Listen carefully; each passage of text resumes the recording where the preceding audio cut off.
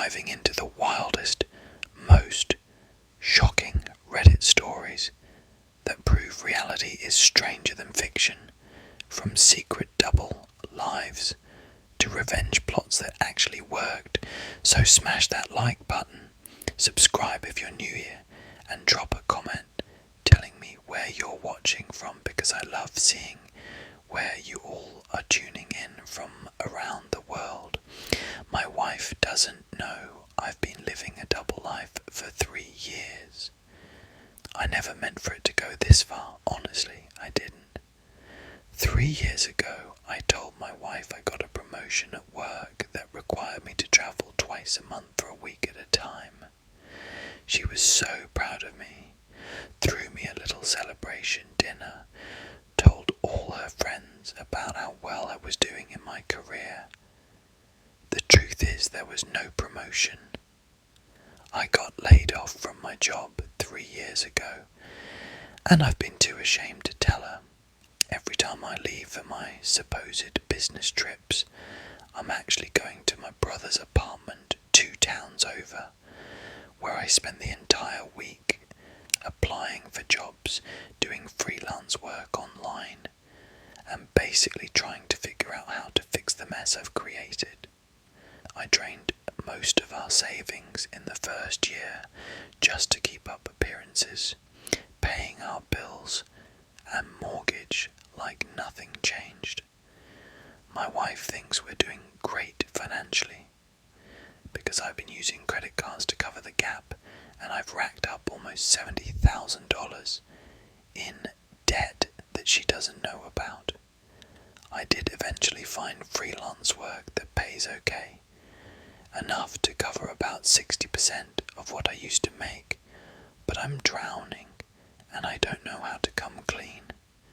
The worst part is she keeps talking about starting a family and how stable we are now, how this is the perfect time, and every time she brings it up I feel like I'm going to be sick.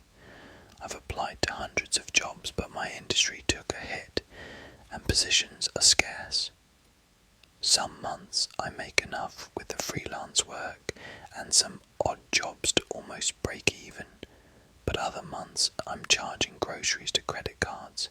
I've thought about telling her so many times, but then I imagine the look on her face when she realizes I've been lying to her for 3 years, that I've destroyed our financial stability, that everything she believed about our life together was a facade I constructed. My brother is the only one who knows, and he keeps telling me I need to come clean before it gets worse. But how do you even start that conversation?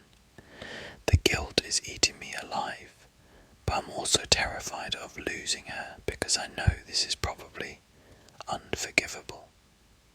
I love her more than anything, and I got into this mess because I was too proud to admit I failed, and now I'm in so deep I don't see a way out that doesn't end with her leaving me. I discovered my husband's Reddit account, and now I know everything. 2 weeks ago I was using my husband's laptop because mine was charging, and a Reddit notification popped up on his screen. I wouldn't normally snoop, but the preview of the comment was something about me, specifically about how I gained weight after our second child and how he wasn't attracted to me anymore. My heart just stopped. I know I shouldn't have, but I opened his Reddit account and started reading through his comment history. I found 3 years worth of comments and posts that painted a completely different picture of our marriage than what I thought we had. He's been active in multiple forums complaining about me, about our intimacy, about how he feels trapped, about how he wishes he never had kids because they ruined our relationship. There were comments where he talked about women at his gym, detailed descriptions of their bodies and how he fantasized about them. Comments where he discussed our private, intimate moments with complete strangers, mocking things about my body that I'm self-conscious about. He wrote a whole post about how he was only staying in the marriage because divorce would be too expensive and he didn't want to lose time with the kids. Another post where he detailed how he created a fake work emergency to get out of my birthday dinner last year because he couldn't stand the thought of pretending to be happy for a whole evening. Reading through everything felt like being gutted. This man who tells me he loves me every day, who seems like an engaged father, who I've built an entire life with, apparently resents every moment of it. The most devastating part was reading how he described me to other people, like I'm this burden he's forced to carry, this unattractive, annoying person he's stuck with. I've been walking around our house for 2 weeks, pretending everything is normal while I process this. He has no idea, I know. I look at him across the dinner table and wonder who he really is, because the person in those Reddit comments isn't someone I recognize. Part of me wants to confront him immediately, but another part of me is still in shock. I started working out again, not for him, but because reading what he wrote about my body made me feel so disgusting, and I need to do something to feel good about myself again. I've been looking at our finances, trying to figure out what divorce would actually look like. I made an appointment with a lawyer for next week. The thing that keeps me up at night is wondering how long he's felt this way, if he ever actually loved me, or if I've been living in a complete delusion. Our kids are 5 and 3, and they adore him. They have no idea their father is miserable. I don't know if I should show him that I found his account, or if I should just tell him I want a divorce without explaining why. Maybe he deserves to know that his supposed anonymous venting wasn't as private as he thought, or maybe I should just take the high road.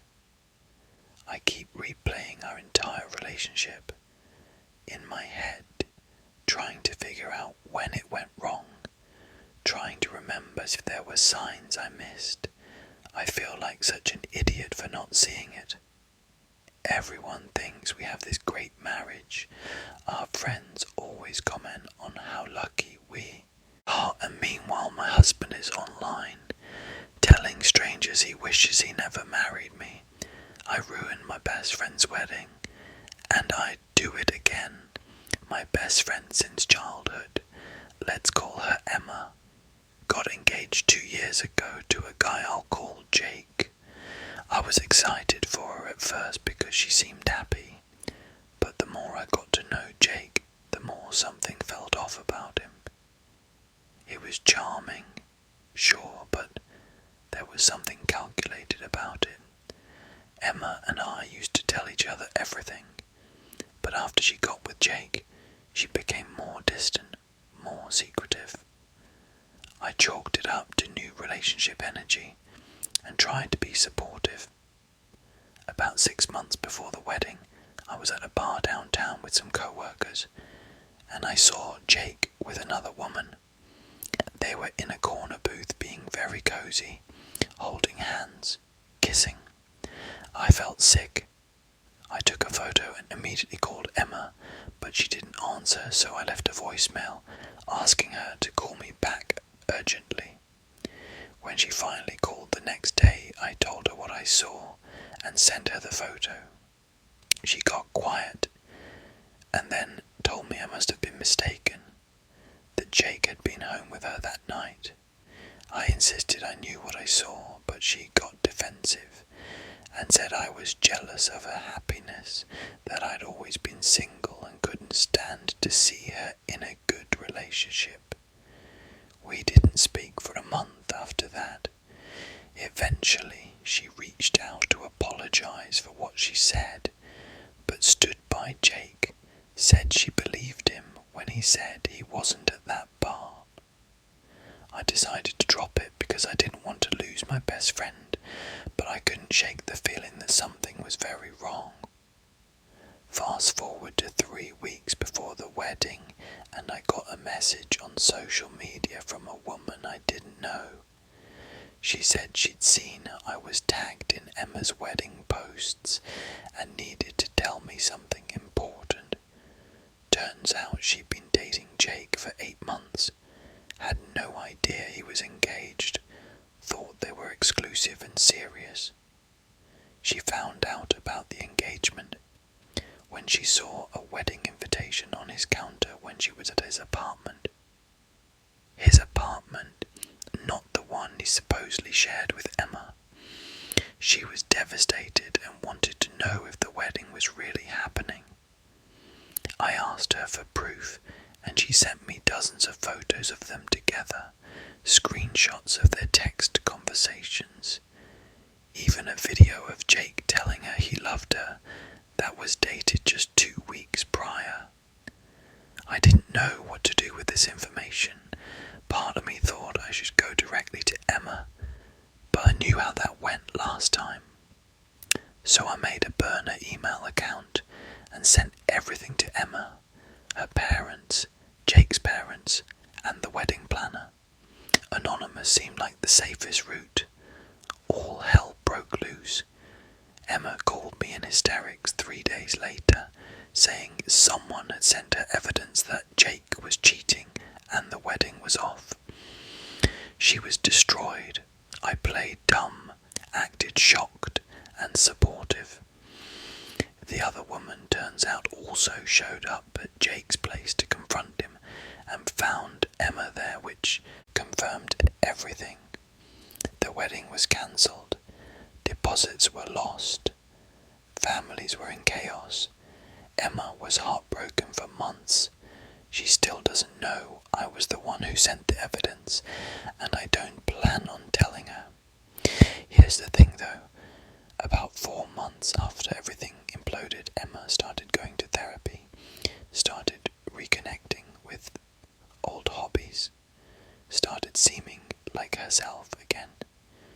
She thanked me for being there for her during the breakup and said she realized she'd lost herself in that relationship. She actually apologized for not believing me when I first told her about seeing Jake at the bar, said she was so deep in denial she couldn't see the truth. Now, a year later, she's doing amazing. She's confident again. She's dating someone new who treats her well. And she says all the time how grateful she is that she found out about Jake before marrying him.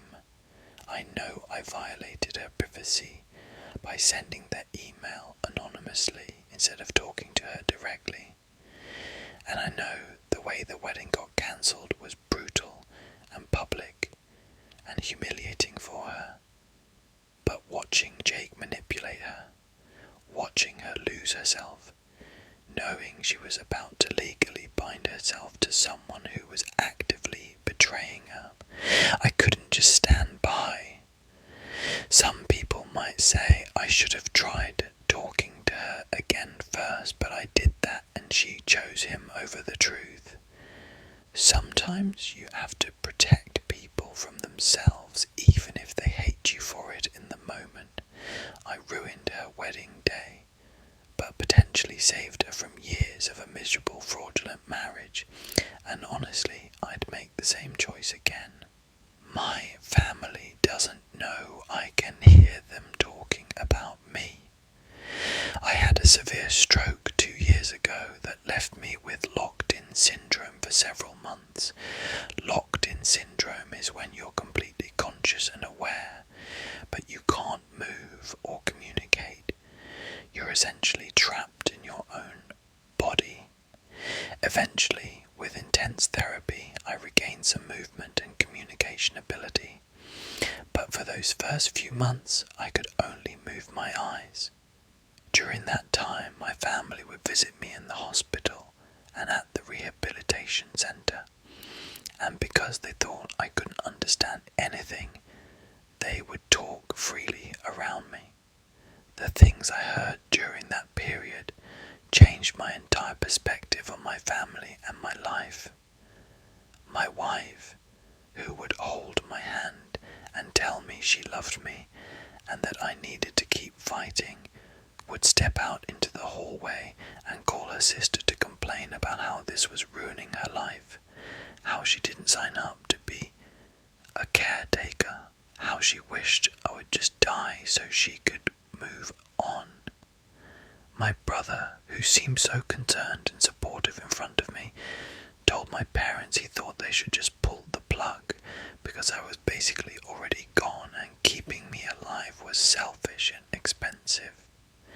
My adult children were slightly better, but even they had conversations about what they would do with my money and assets when I died, arguing about who should get the house, discussing my life insurance payout.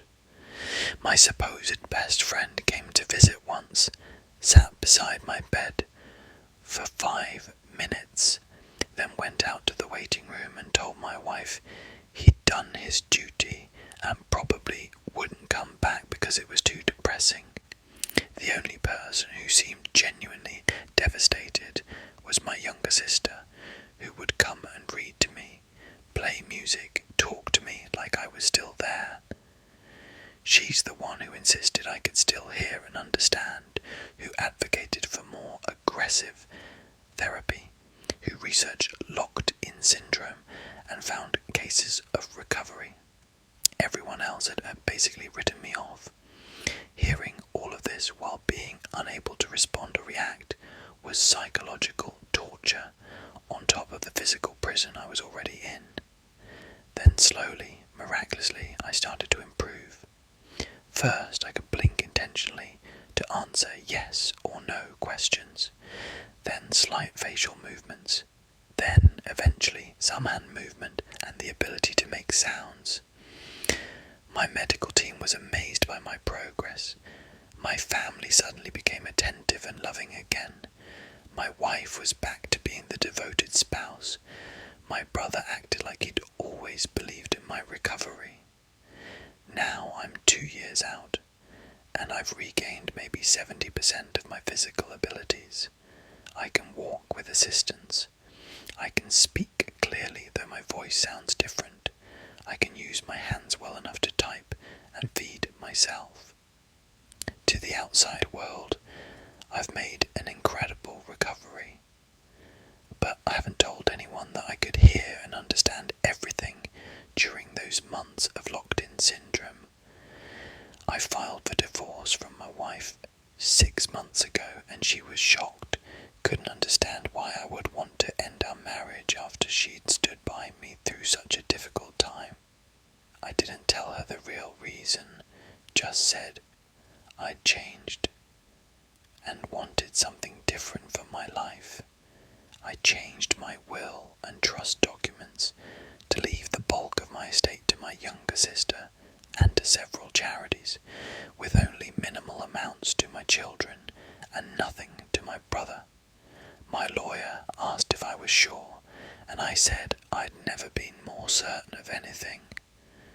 I've slowly distanced myself from most of my family, with various excuses. They think it's depression or PTSD from the stroke. Only my younger sister and I have maintained a close relationship, and I've told her she's the only family member who truly showed up for me, though I haven't told her specifically what I overheard. The thing is, I understand that my situation was difficult for everyone, and people say things in moments of stress they don't mean. But what I heard wasn't just momentary frustration. It was their real feelings revealed when they thought there were no consequences. My wife didn't love me. She loved the life I provided. My brother saw me as a burden and an inconvenience. My children saw me as an inheritance. I can't unhear those things, and I can't pretend our relationships are something they're not. Sometimes I wonder if I should tell them I heard everything, let decisions I've made, but mostly I think the kindest thing is to just quietly restructure my life around this knowledge.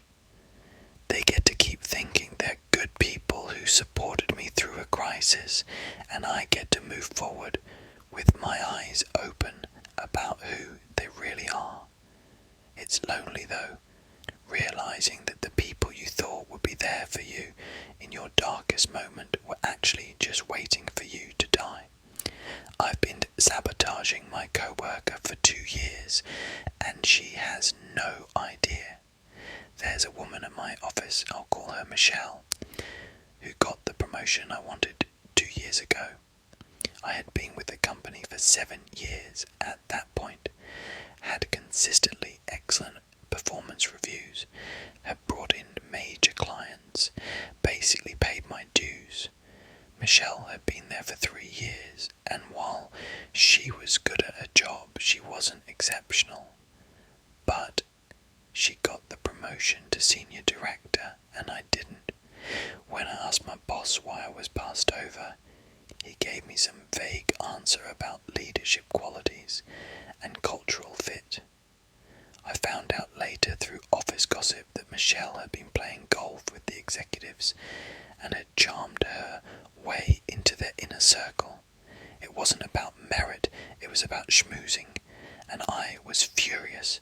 So I decided if the game wasn't going to be played fairly, I would make my own rules. It started small. Michelle would leave project files on her desk, and I'd rearrange pages or remove key documents. Nothing obvious, but enough to make her look disorganized in meetings. When she presented to clients, I'd ask pointed questions that I knew she hadn't prepared for, making her look unprepared. I volunteered to help with her projects, and then would subtly steer them in wrong directions, or provide her with slightly incorrect data that would only become apparent later. I became her most helpful colleague, always offering assistance, and she trusted me completely, which made it even easier. I'd schedule meetings for her, and accidentally double book her calendar. I'd offer to proofread her reports, and introduce tiny errors, wrong dates, or figures that were just slightly off. Nothing that screamed sabotage, but enough to create a pattern of small mistakes that made her look incompetent. I started CCing executives on emails where she'd made errors or missed deadlines, always framing it as trying to be helpful and keep everyone informed, but really just documenting her failures. I'd praise her work in meetings, but in a way that was subtly condescending, treating her like she needed extra support and guidance. Over 2 years this added up. Michelle went from being the golden child to someone management started questioning. I heard through the grapevine that she was getting feedback about attention to detail and organizational skills. She became visibly stressed, started staying late, trying to figure out why things kept going wrong, developed anxiety about presentations and client meetings. I almost felt bad, except then I'd remember that she took what should have been mine.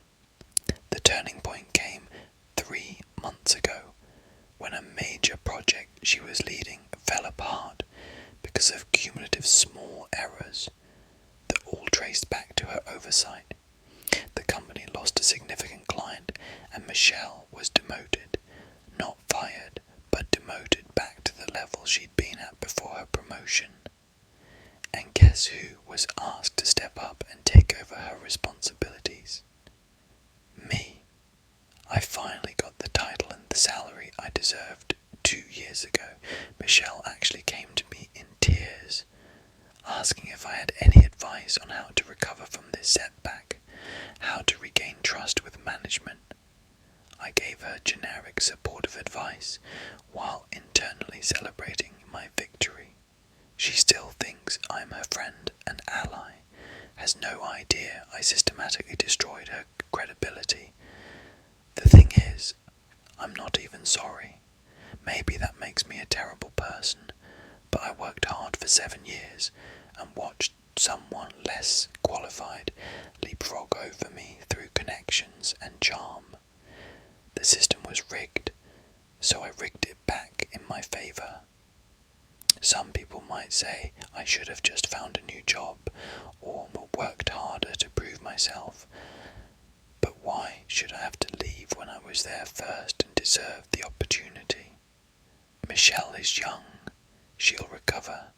She'll find another job or work her way back up. But those 2 years she had my promotion, living my life, earning my salary. That's time I can't get back. I've covered my tracks carefully.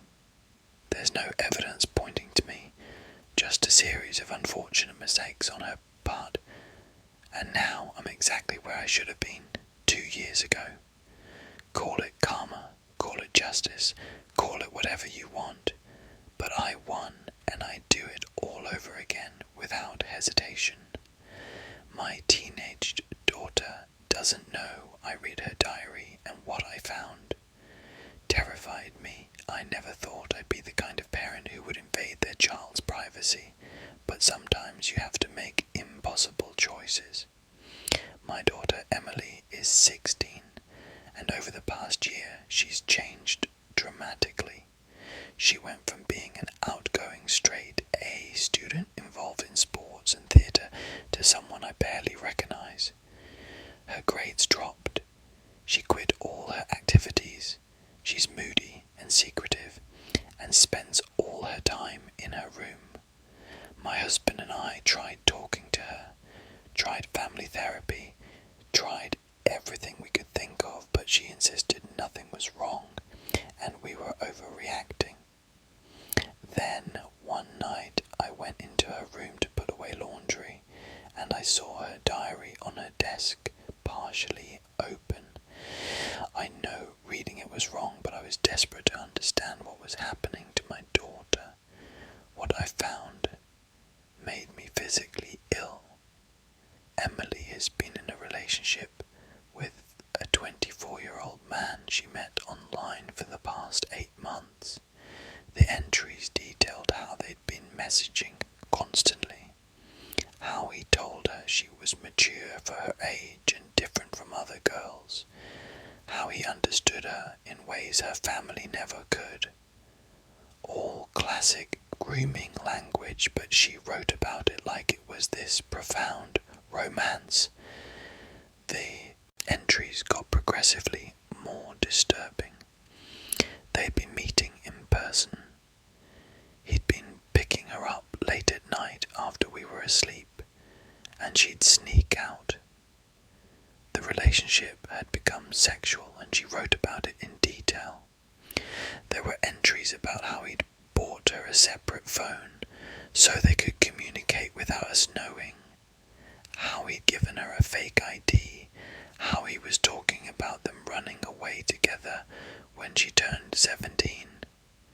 She wrote about feeling confused sometimes, about moments where she felt uncomfortable or pressured, but then she'd rationalize it by saying he loved her and she was being immature.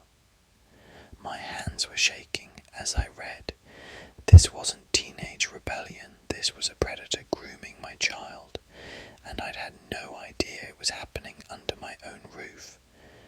I took photos of the relevant diary pages with my phone and immediately called a lawyer friend who specializes in family law. She advised me to contact the police, which I did that same night. I also called a therapist who specializes in abuse and grooming to get advice on how to handle this with Emily.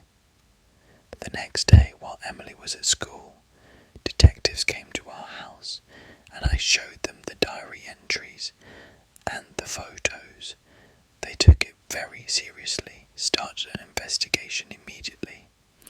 They advised us not to confront Emily yet, to let them build a case and figure out who this man was and how to safely extract her from the situation. For 3 weeks, I had to pretend everything was normal while knowing what was happening to my daughter, watching her sneak out at night, knowing she was with a predator. It was the worst 3 weeks of my life. The police eventually identified him through the phone records and online accounts, tracked him down, and arrested him. That's when we had to sit Emily down and tell her what was happening.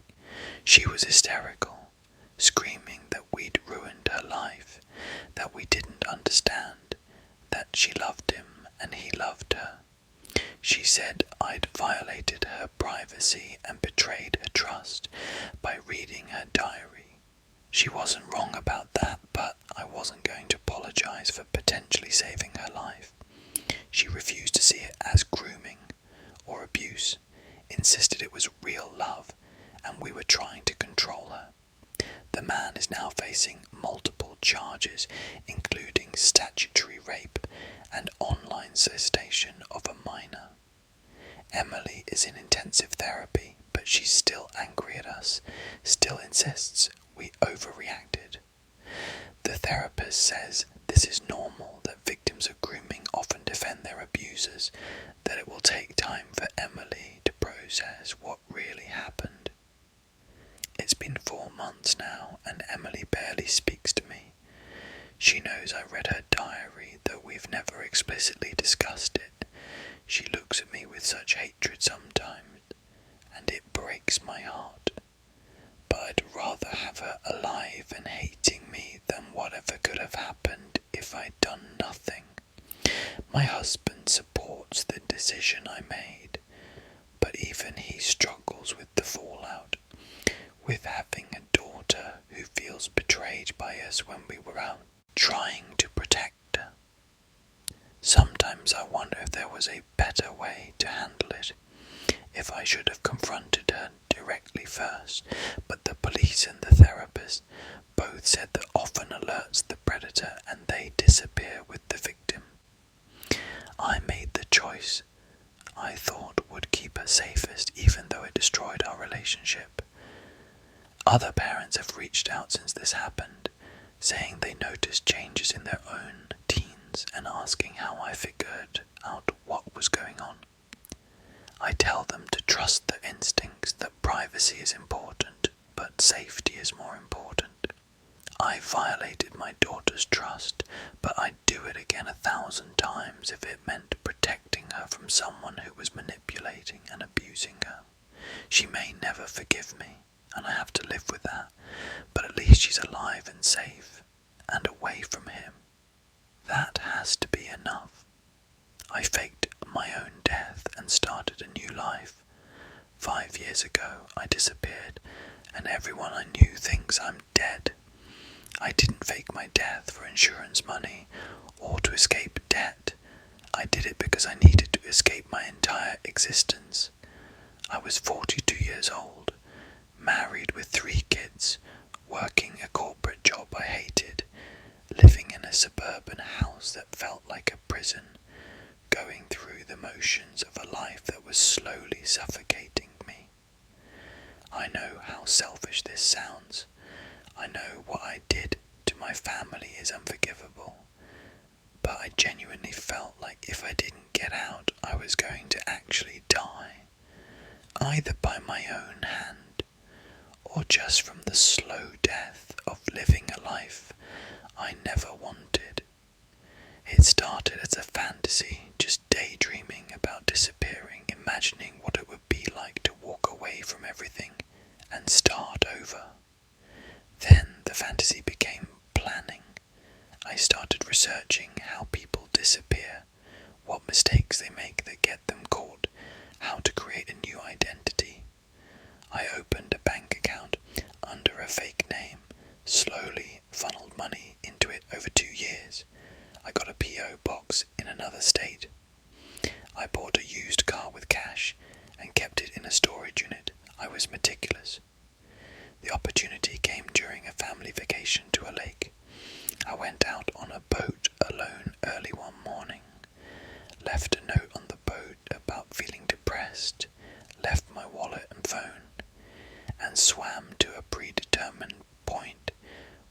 stashed clothes and supplies.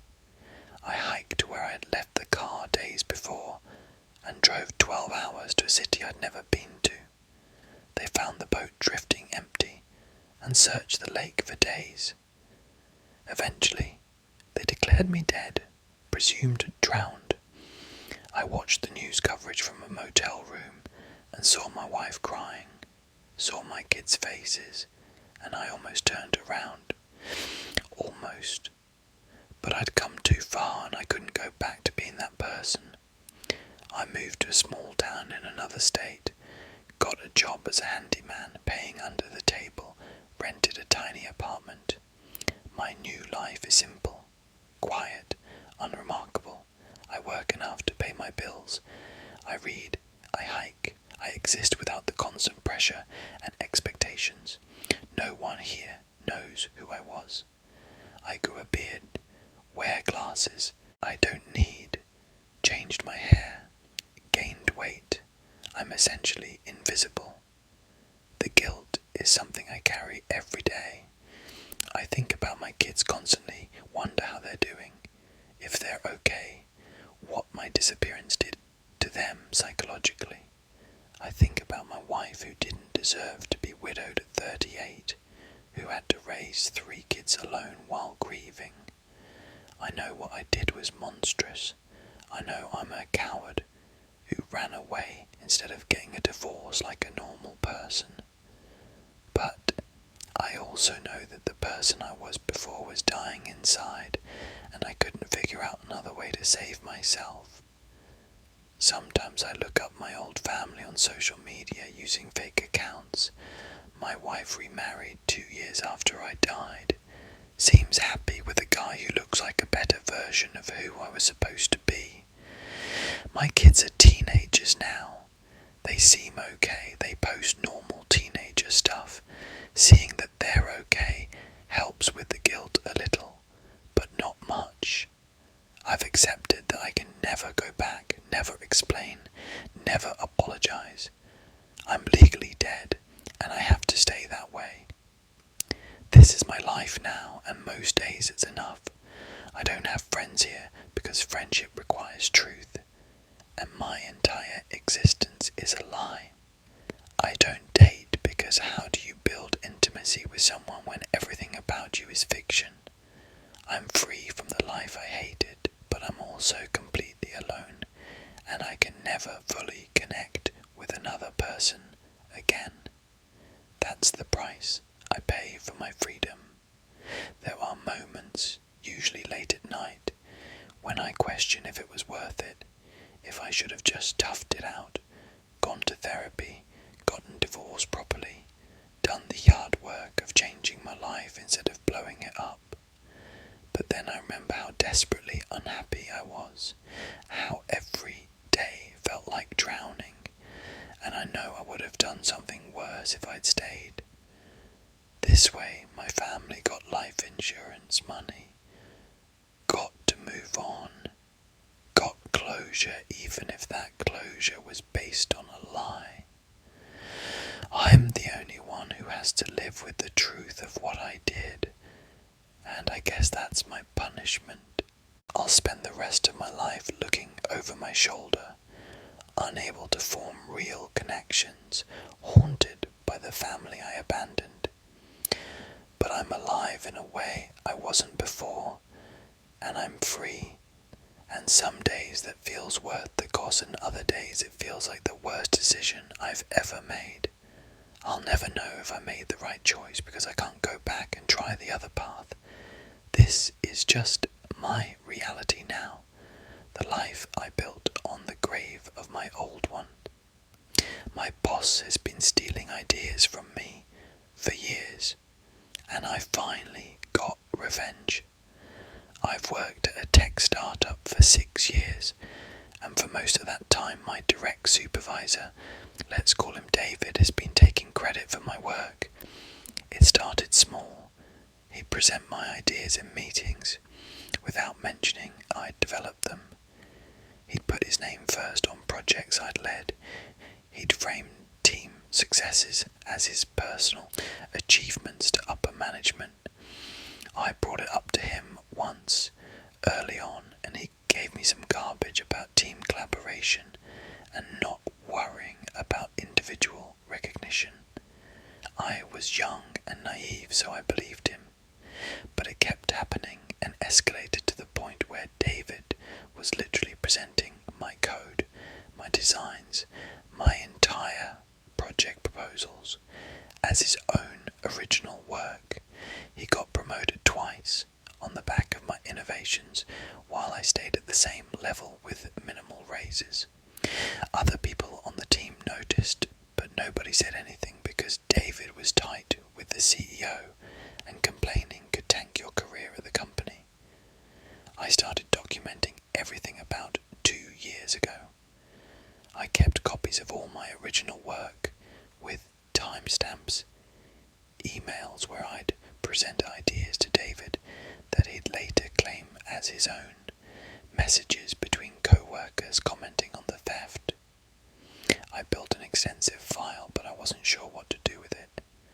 Then 6 months ago, the company announced we were pitching to a massive potential investor, the kind of deal that could take the company from startup to major player. David volunteered to lead the pitch, and I knew he'd be using my work to do it, because our team's projects were the most impressive things the company had to show. I watched him prepare the presentation over several weeks, and sure enough, it was almost entirely my innovations presented as his leadership and vision. About 2 weeks before the investor pitch, I requested a meeting with the CEO. I brought my documentation, laid it all out, showed him side-by-side comparisons of my original work and David's presentations, showed him the pattern going back years. The CEO was skeptical at first because David had been his golden boy, but the evidence was overwhelming and irrefutable. I also pointed out that if the investor did due diligence and interviewed team members, the truth would come out anyway and make the company look bad. The CEO asked me not to share this with anyone else while he looked into it. 3 days later, David was suddenly gone. The company said he'd left to pursue other opportunities, but everyone knew he'd been fired. The CEO asked me to take over the investor pitch, to present the projects I'd actually developed. I had less than 2 weeks to prepare, but I knew the material inside and out, because it was genuinely mine. The pitch went incredibly well. We got the investment, and suddenly I was the CEO's favourite person. I got promoted to David's old position with a massive salary increase. I also got equity in the company, which is now worth a significant amount thanks to the investor deal. David tried to get hired at several competitor companies, but word travels in our industry, and somehow people found out why he really left. Last I heard, he'd moved to a different city and taken a job at a much smaller company for probably half what he was making before. Meanwhile, I'm thriving, leading a team, getting recognition for my actual work, making more money than I ever imagined. The vindication feels incredible, but there's also this weird hollowness to it because I spent years having my work stolen, and those years I can't get back. I think about how my career could have progressed differently if I'd spoken up sooner, or if the company had systems in place to prevent this kind of theft. But mostly I'm just glad I documented everything and that eventually the truth came out. Some former co-workers have reached out to thank me because apparently David had been taking credit for their work too, and my whistleblowing freed them from under his shadow. The company has implemented new policies about project attribution and documentation directly because of what happened. I didn't set out to be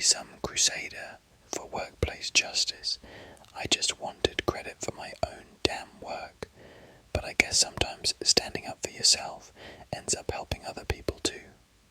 David, if you somehow see this, I hope it was worth it, because you destroyed your career over ego and theft, and now you get to live with everyone knowing exactly what kind of person you are.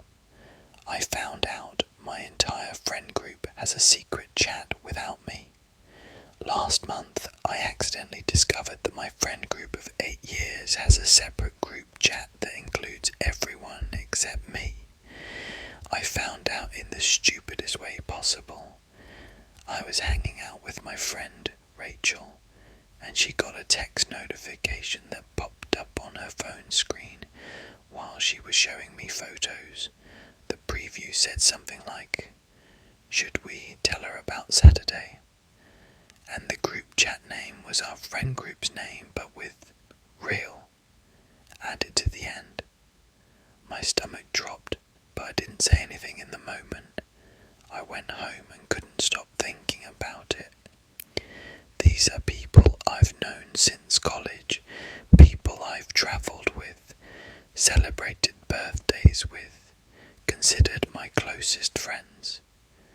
The idea that they had a whole separate conversation happening without me was devastating. I started paying more attention and noticing things, inside jokes I wasn't part of, references to things I hadn't been included in, moments where someone would start to say something and then stop and exchange looks with the others. I felt insane, like I was being paranoid, but I couldn't shake the feeling that I was on the outside of my own friend group. A few weeks later, I was at dinner with 2 people from the group, and one of them, slightly drunk, mentioned something about the other chat before catching herself.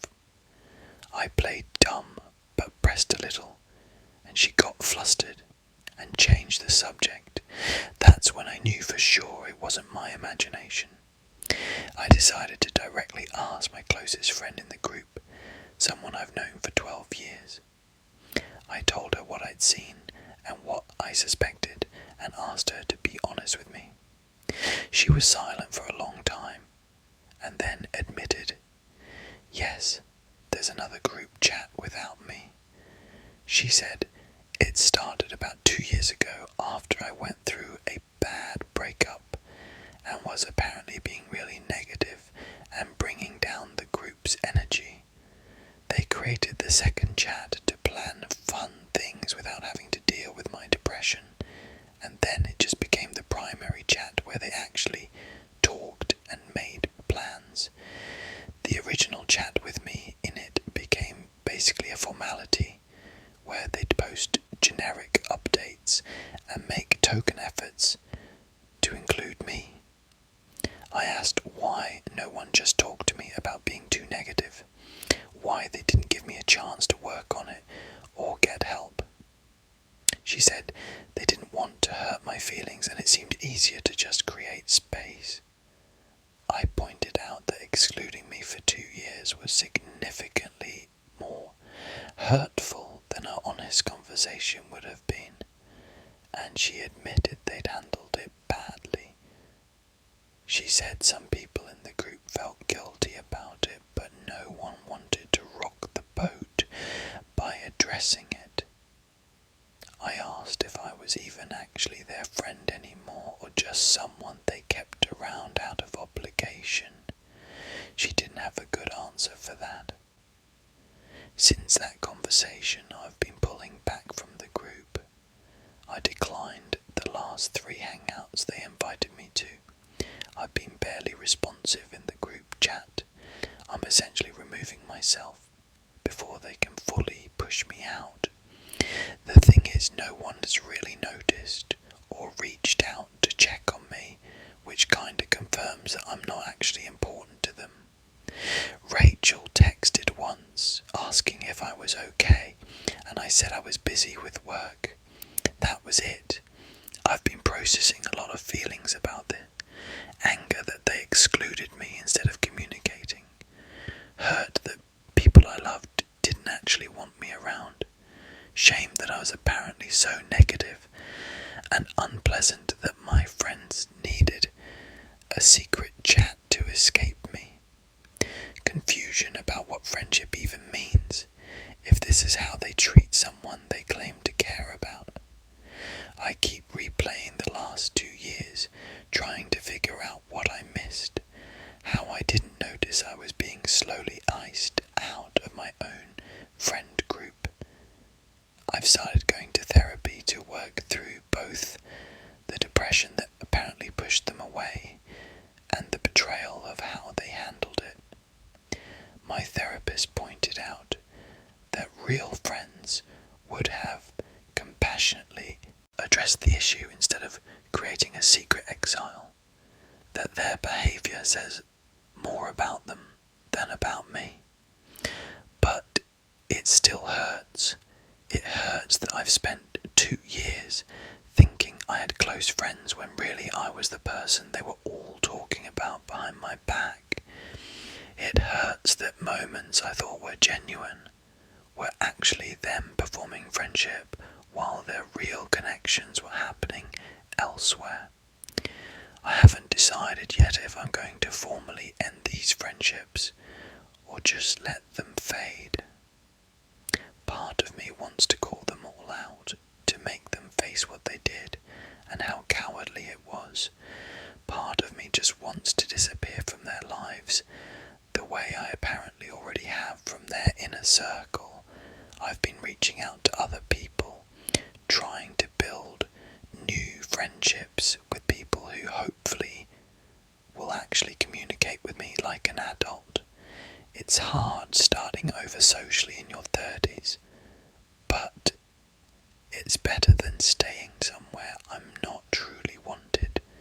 The weirdest part is I don't even know if I was actually that negative 2 years ago, or if they exaggerated it to justify excluding me.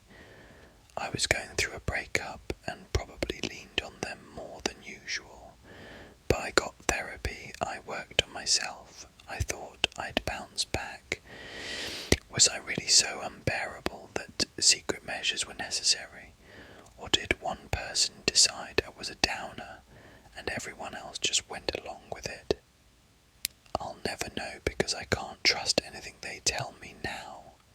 What I do know is that I deserve friends who will be honest with me, who will tell me if I'm doing something that bothers them, who won't smile to my face while excluding me behind my back. These people aren't those friends, and it's time to accept that and move on, even though it means losing what I thought was my core support system. Sometimes the trash takes itself out, except in this case, the trash was me being taken out, and I didn't even realise it was happening. My mother-in-law tried to poison me, and my husband doesn't believe me. I never had a great relationship with my mother-in-law, but I thought we'd reached a civil understanding after my husband and I got married 3 years ago. She made it clear from the beginning that she thought her son could do better than me. I'm from a working class background while they're wealthy, and she's always treated me like I'm not quite good enough for their family. But she was mostly polite in a cold, distant way, and I figured that was as good as it would get. Things changed when I got pregnant 6 months ago. Suddenly my mother-in-law wanted to be very involved, constantly giving unsolicited advice, criticizing my choices, trying to take over planning for the baby. My husband thought it was sweet that she was excited about becoming a grandmother, but to me it felt invasive and controlling.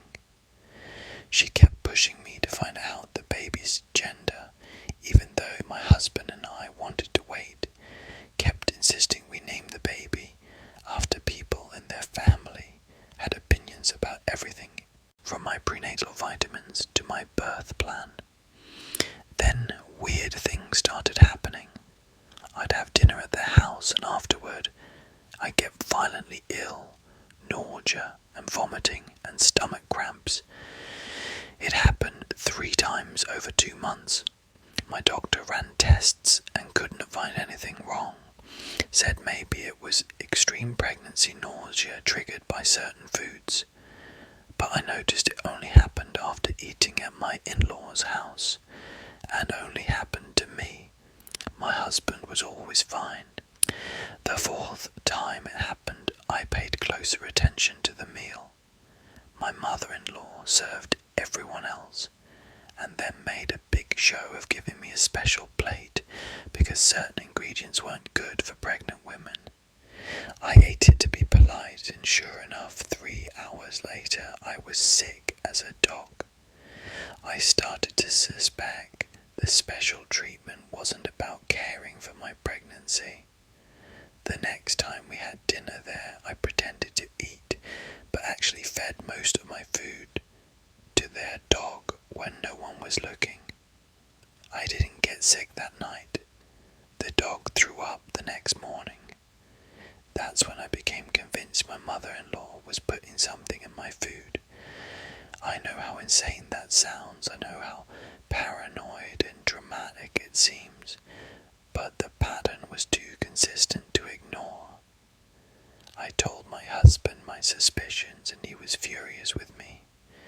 He said I was being ridiculous and offensive, that his mother would never do something like that, that I was letting my dislike of her turn into delusional accusations.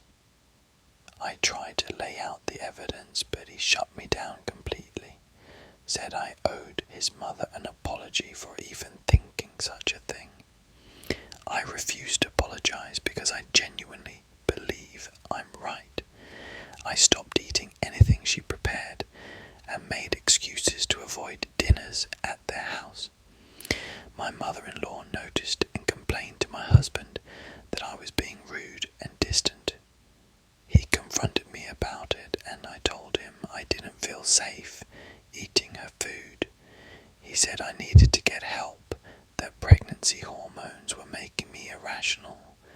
We had a massive fight where he essentially told me I had to choose between maintaining a relationship with his mother or continuing to make crazy accusations. I felt completely backed into a corner. I secretly took some of the leftovers from one of the dinners that made me sick and had them tested at a private lab. The results came back showing high levels of a herbal supplement that can cause nausea and vomiting, and in high doses can trigger miscarriage. It's not technically a poison, it's something you can buy at health food stores, which is probably why she felt safe using it. When I showed my husband the lab results, he dismissed them, said maybe the food was contaminated somehow, or the lab made a mistake, refused to believe his mother would deliberately harm me or our baby. He said I was so committed to hating his mother that I'd fabricated this entire conspiracy theory. I went to stay with my sister for a week after that fight because I couldn't be around him while he was choosing his mother over me and our baby's safety. He called it dramatic and said I was trying to manipulate him. My sister thinks I should go to the police, but what would I even report? That my mother-in-law gave me food that made me sick, and I think it was intentional. There's no proof of intent. She could easily say she was trying to give me helpful herbal supplements and didn't know they'd make me sick. It would be my word against hers, and my own husband doesn't believe me. I'm back home now, but I refuse to go to my in-laws' house or eat anything she's prepared. My mother-in-law has started a whisper campaign in my husband's family that I'm mentally unstable and using the pregnancy as an excuse for erratic behavior. My husband is caught in the middle, but honestly he's not really in the middle. He's firmly on his mother's side. He thinks I need psychiatric help and has suggested I talk to my doctor about prenatal depression. The gaslighting is driving me crazy because I know what happened to me. I know I'm not imagining this, but everyone is treating me like I'm having a breakdown. Part of me wonders if I should just let it go, maintain distance from my mother-in-law and move on with my life. But another part of me is terrified about what will happen after the baby is born, when she has more access and more opportunities. What if she does something to hurt my child? My husband says I'm being paranoid, but how can I risk it? I feel completely alone in this. The person who's supposed to protect me and believe me is telling me I'm crazy. I'm having his baby, and he's prioritizing his mother's feelings over my safety. I don't know if our marriage will survive this, because I can't be with someone who doesn't believe me when I say I'm being harmed, and I can't have my child around someone who I genuinely believe tried to cause me to miscarry, but I also don't have definitive proof that would stand up in court or convince my husband, just a pattern of circumstantial evidence and my own certainty. So I'm stuck in this impossible situation where I either have to maintain a relationship with a woman I believe tried to poison me, or I have to blow up my marriage and my husband's relationship with his family based on something I can't fully prove. I've started documenting everything, keeping a journal of every interaction, every time I get sick, every dismissive comment my husband makes. I don't know what I'll do with this documentation, but it feels important to have a record. Maybe I am crazy. Maybe pregnancy hormones have made me paranoid, and I'm seeing malice where there's just unfortunate coincidence. But I don't think so. I think a woman who never thought I was good enough for her son saw an opportunity to end my pregnancy and potentially end my marriage. And she almost got away with it, because no one would believe that a wealthy, respectable grandmother would do something so evil. I'm protecting myself and my baby the only way I know how, by staying away from her, and if that makes me the villain in my husband's family, then so be it. At least my baby and I will be safe. I'm a teacher, and I know which of my students will end up in prison. I've been teaching high school for 15 years, and I've developed an ability to identify which students are on a path toward incarceration. I know how that sounds, judgmental and deterministic, like I'm writing kids off before they've had a chance. But I'm not making moral judgments. I'm recognizing patterns based on years of experience and hundreds of students I've watched grow up and heard about afterward. There are specific warning signs that cluster together, and when you see enough of them in one kid, you know where they're likely headed unless something dramatically intervenes. I have a student right now, I'll call him Marcus, who's a textbook case. He's 16, highly intelligent, charming when he wants to be, but there's something missing in the way he relates to other people. He doesn't have empathy in the normal way. He understands emotions intellectually and can manipulate them, but he doesn't feel them. I've watched him systematically bully weaker students in ways that are subtle enough to avoid consequences, turn friends against each other for entertainment, lie with complete conviction, even when caught red-handed. His parents are wealthy and are connected, so he's never faced real consequences for anything. When he got caught cheating on a major exam, his father threatened to sue the school, and Marcus got a slap on the wrist. When he was accused of sexually harassing a female student, The family's lawyer got involved and the complaint disappeared. He's learning that rules don't apply to him and that other people are objects to be used. I've tried to reach him, tried to connect, tried to be the teacher who makes a difference, but it's like talking to a very sophisticated computer program that's learned to mimic human interaction.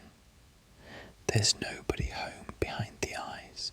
He'll graduate, go to an expensive college his parents will pay for, and at some point he'll do something terrible, because he fundamentally doesn't believe other people are real in the way he's real.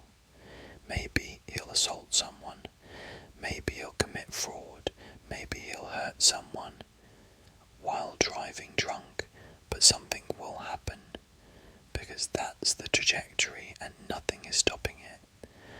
Then there's a girl in my class, I'll call her Destiny, who's on a completely different path to the same destination. She's been failed by every system that was supposed to protect her. She's in foster care, moved between placements constantly, has been abused in ways I can only piece together from things she's let slip. She's angry, volatile, gets into physical fights, has already been arrested twice for assault. She's self-medicating with drugs and alcohol. She's brilliant at math, but can't focus long enough to complete assignments because her nervous system is in constant fight or flight mode. I've tried to help her, connected her with the school counsellor, tried to be a stable presence, but I'm one person for 1 hour a day, and the rest of her life is chaos and trauma. Unless she gets intensive therapy and stable housing and support, which she won't because the foster system is overwhelmed and underfunded, she's going to end up incarcerated.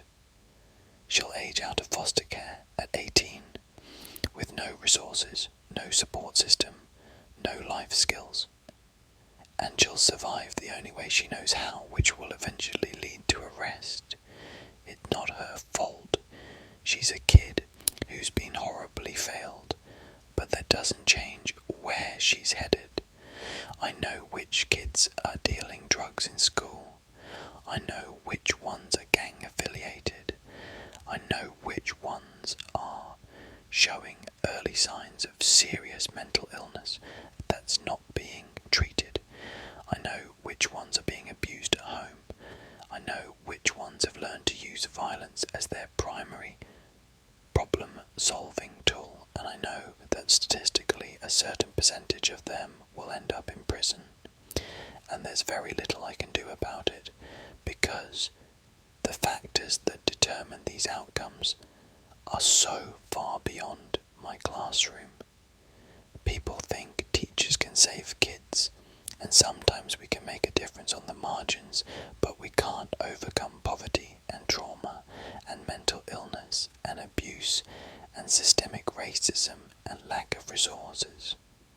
I've had students I desperately tried to help who ended up exactly where I feared they would.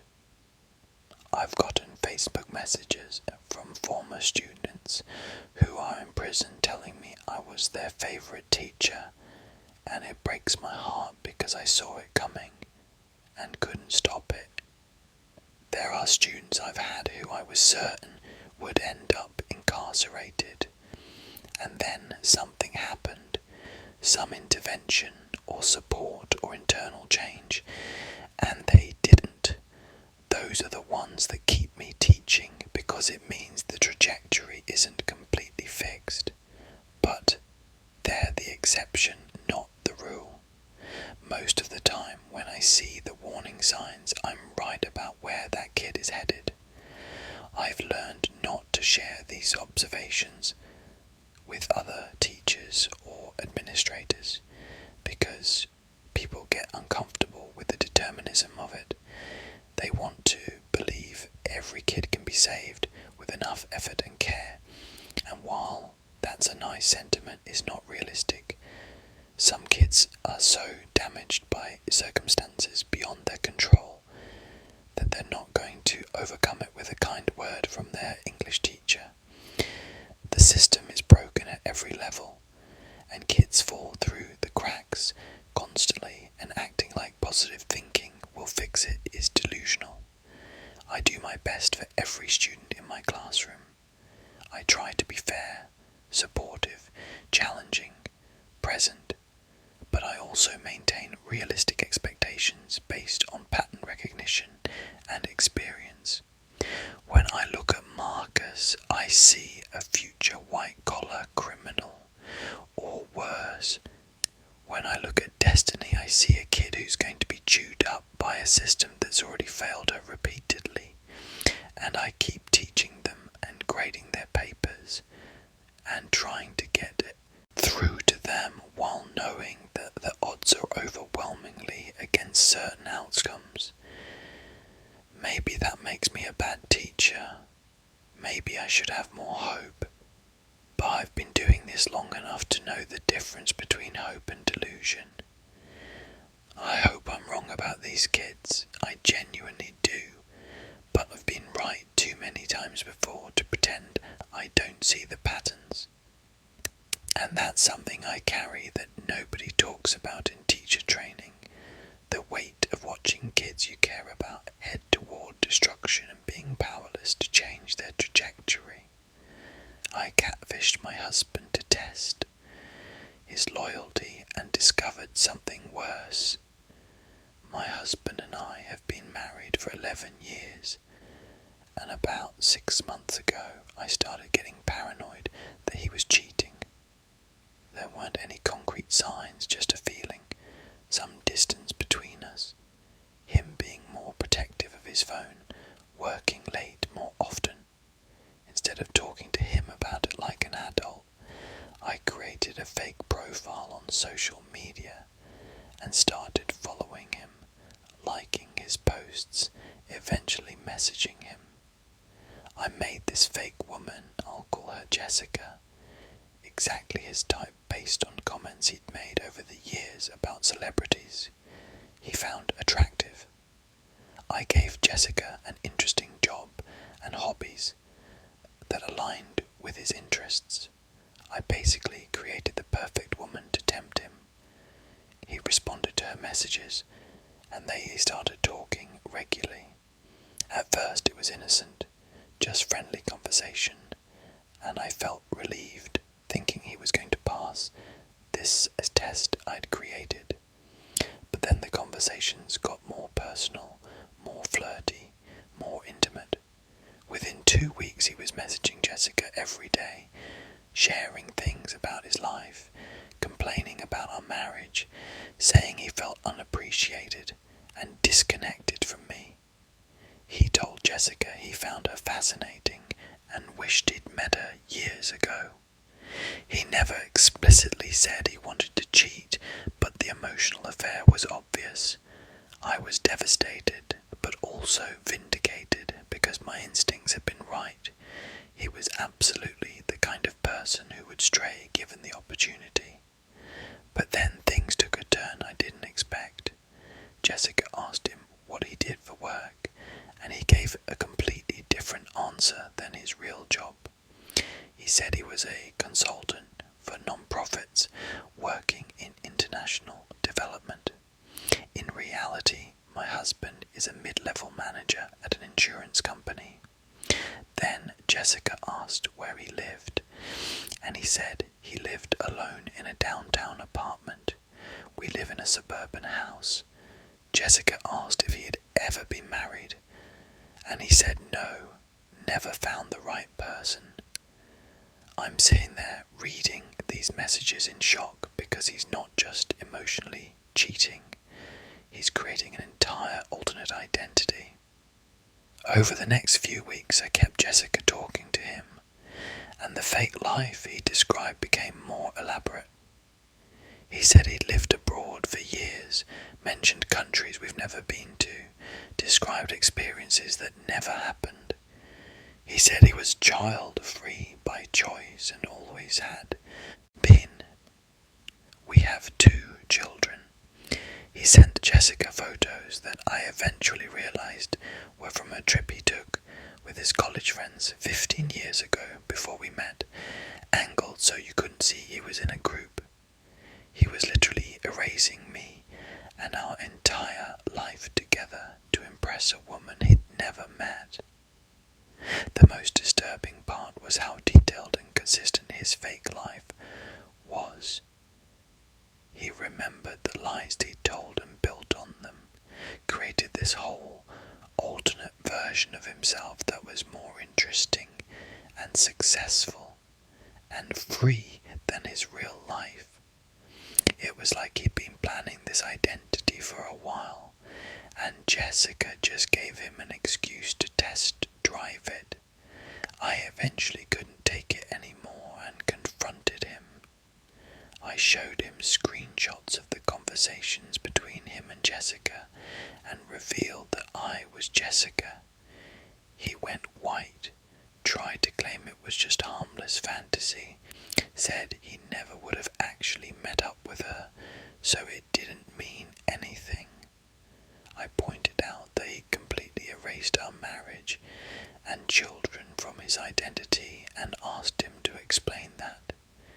He broke down and admitted he'd been feeling trapped and miserable for years, that he loved our kids but regretted getting married so young, that he fantasized constantly about a different life.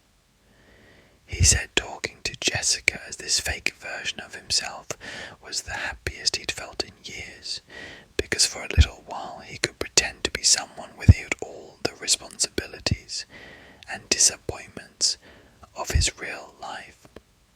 I asked if he'd done this before with other women, and he admitted he'd had several online emotional affairs over the years, using variations of this fake identity.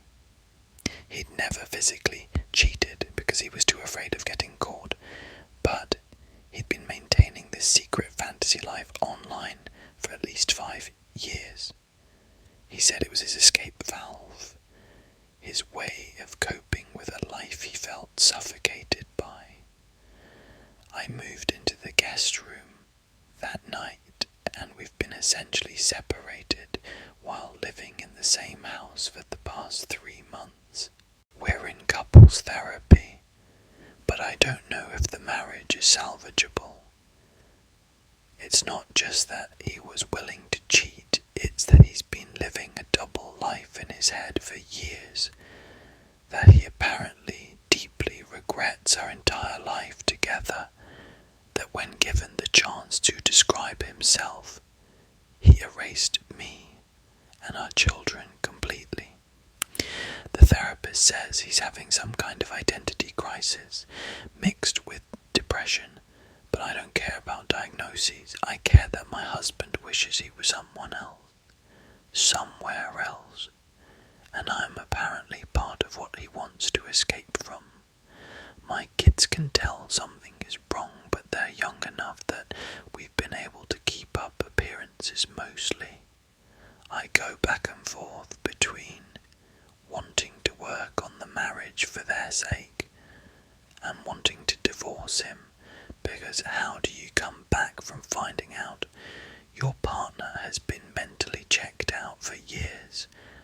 The worst part is I can't even be righteously angry because I catfished him. I created the temptation. I set up a test that he failed. But also, he would have failed that test with anyone. I just happened to be the person administering it. If I hadn't created Jessica, he would have found another woman online to have an emotional affair with while pretending to be his fake self. Sometimes I wish I'd never created that profile, that I just lived in ignorant contentment, thinking my marriage was okay. But I also know that the marriage was already broken. I just didn't know how badly. He's been mourning the life he didn't have, while living the life we built together, and I was completely oblivious. Now I'm stuck trying to decide if stay with someone who sees our life as a trap he needs to escape from, or if I should blow everything up and start over as a single parent. Neither option is good, and I'm paralysed by the decision. The only thing I know for sure is that I'll never fully trust him again, and he'll never look at our life the same way, now that I know he's been pretending to be happy for years.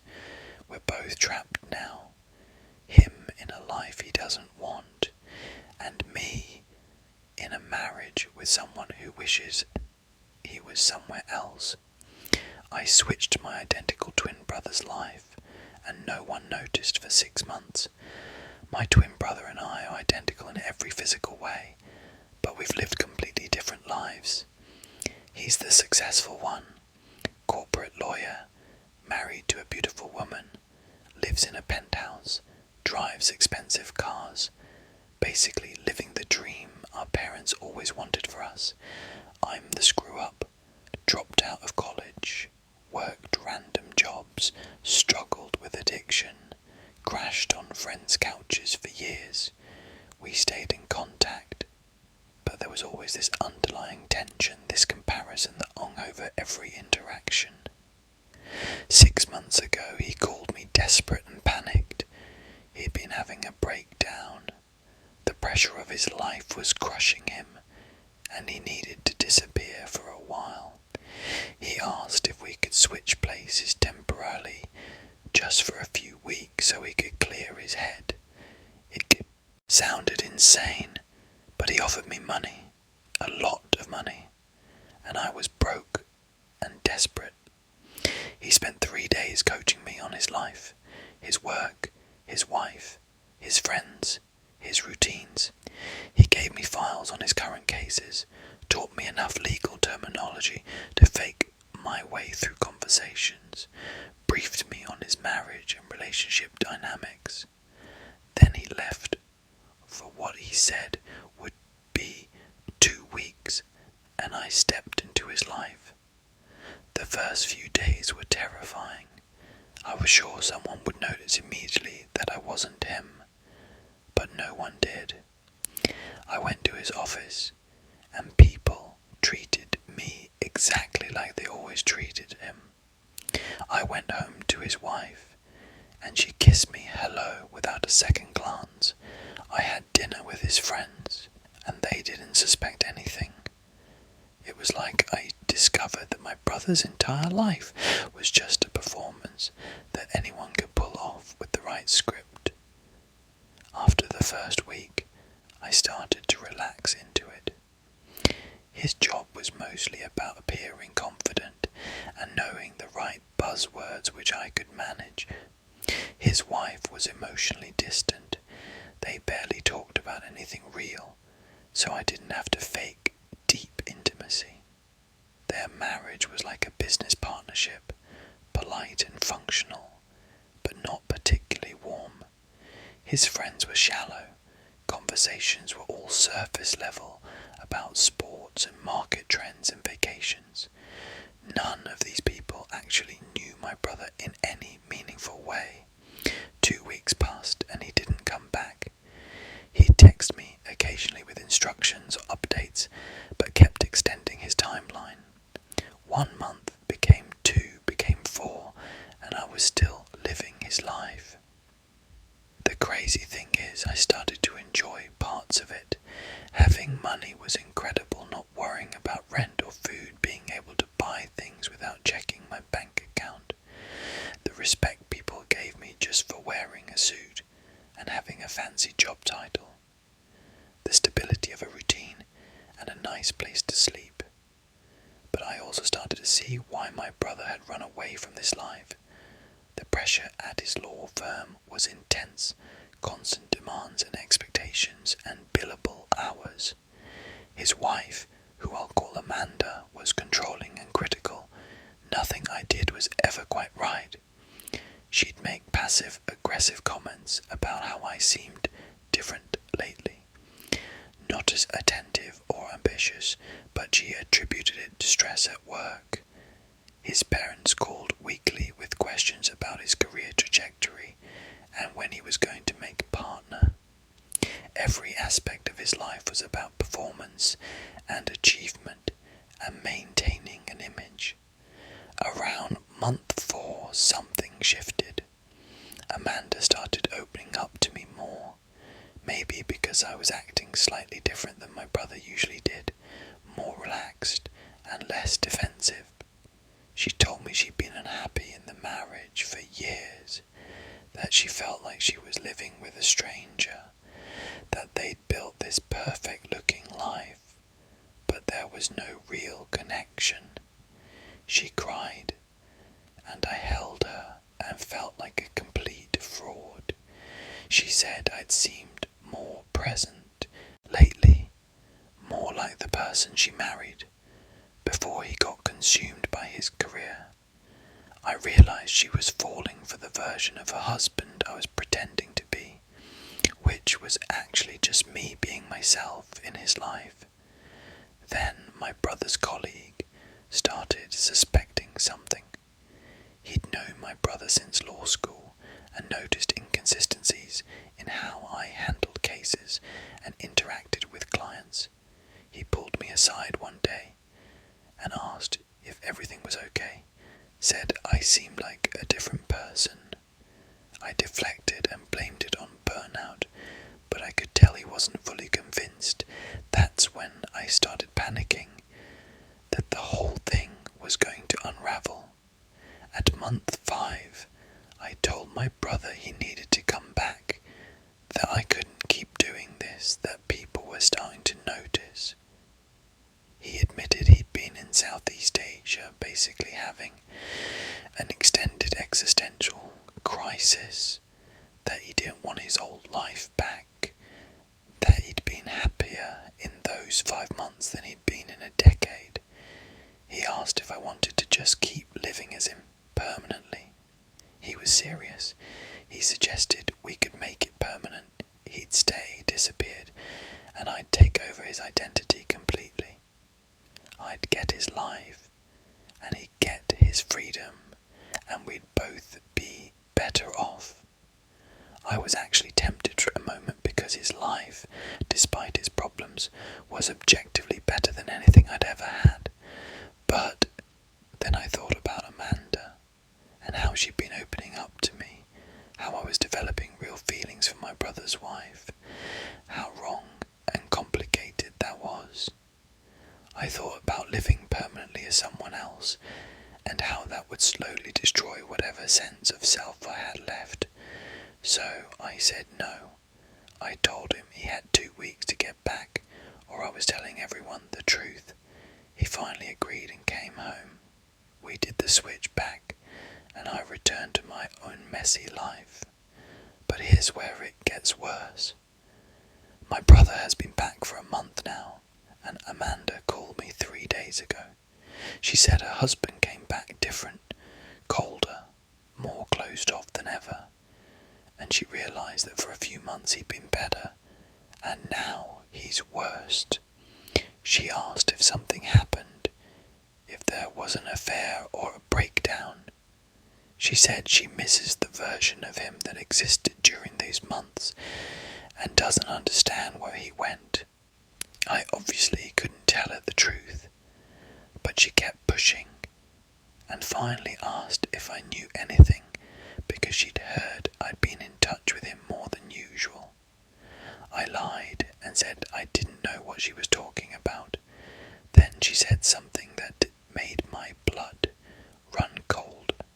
She said she'd been doing some investigating and found financial records showing large payments from my brother to me during those months.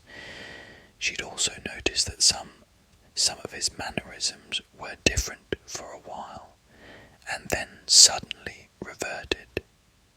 She asked me directly if we'd switched places. I panicked and denied it, but I could tell she didn't believe me. Now I don't know what to do. If she figures out the truth, it's not just going to destroy my brother's marriage. It could destroy his career if it comes out that he abandoned his clients and his wife for months, while his dropout twin pretended to be him. There could be legal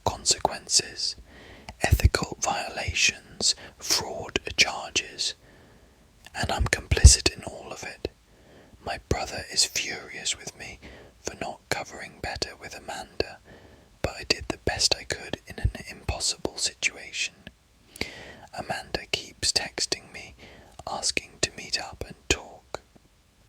Part of me wants to come clean because the guilt is eating me alive, and because I developed genuine feelings for her during those months, which is its own messed up situation. I fell for my brother's wife while pretending to be him, and now she's suspicious that something happened, and I can't tell her the truth without destroying multiple lives.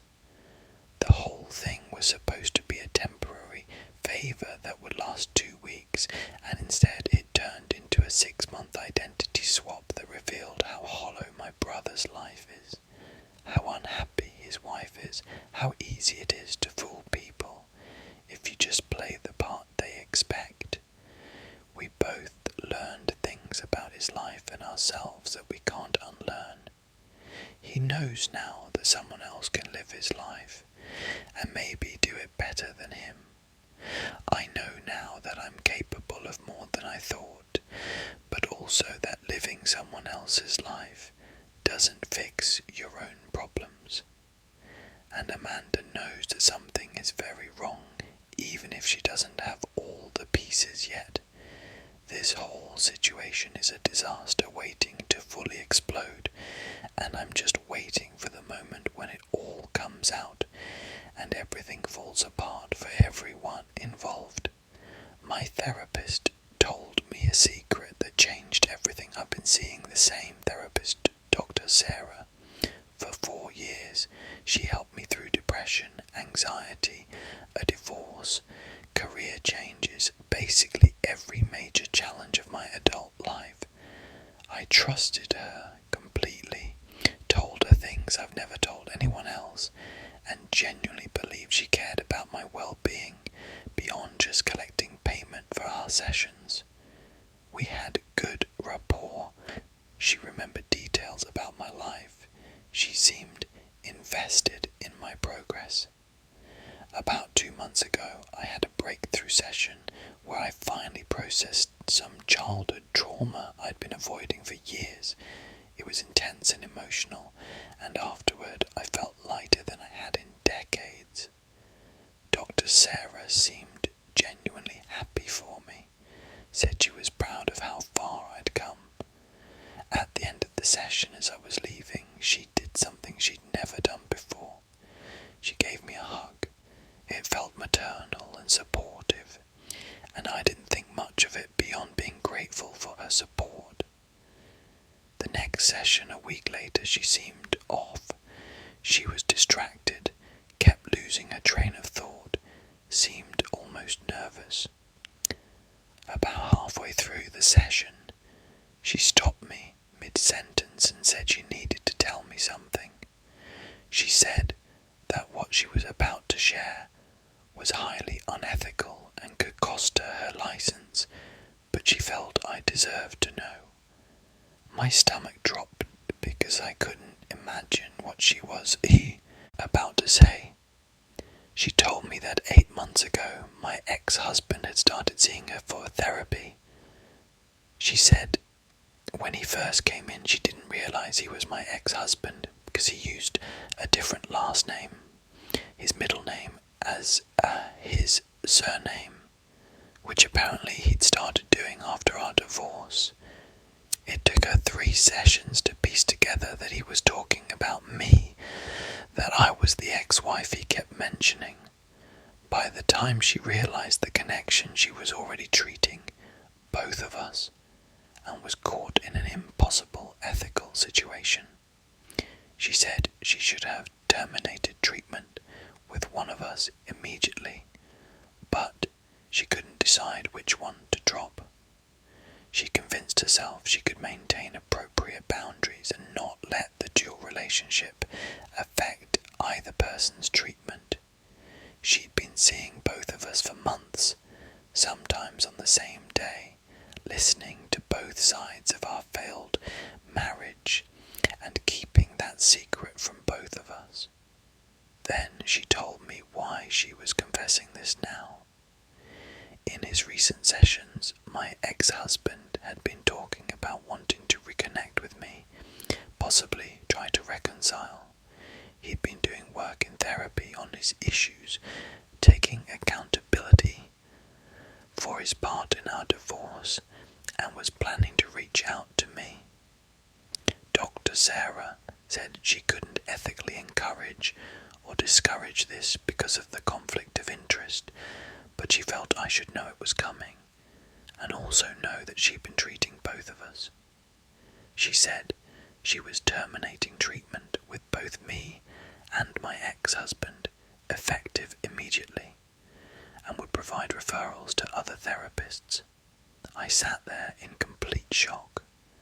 This woman I'd trusted for 4 years had been secretly treating my ex-husband and keeping that from me while I processed my feelings about our divorce with her.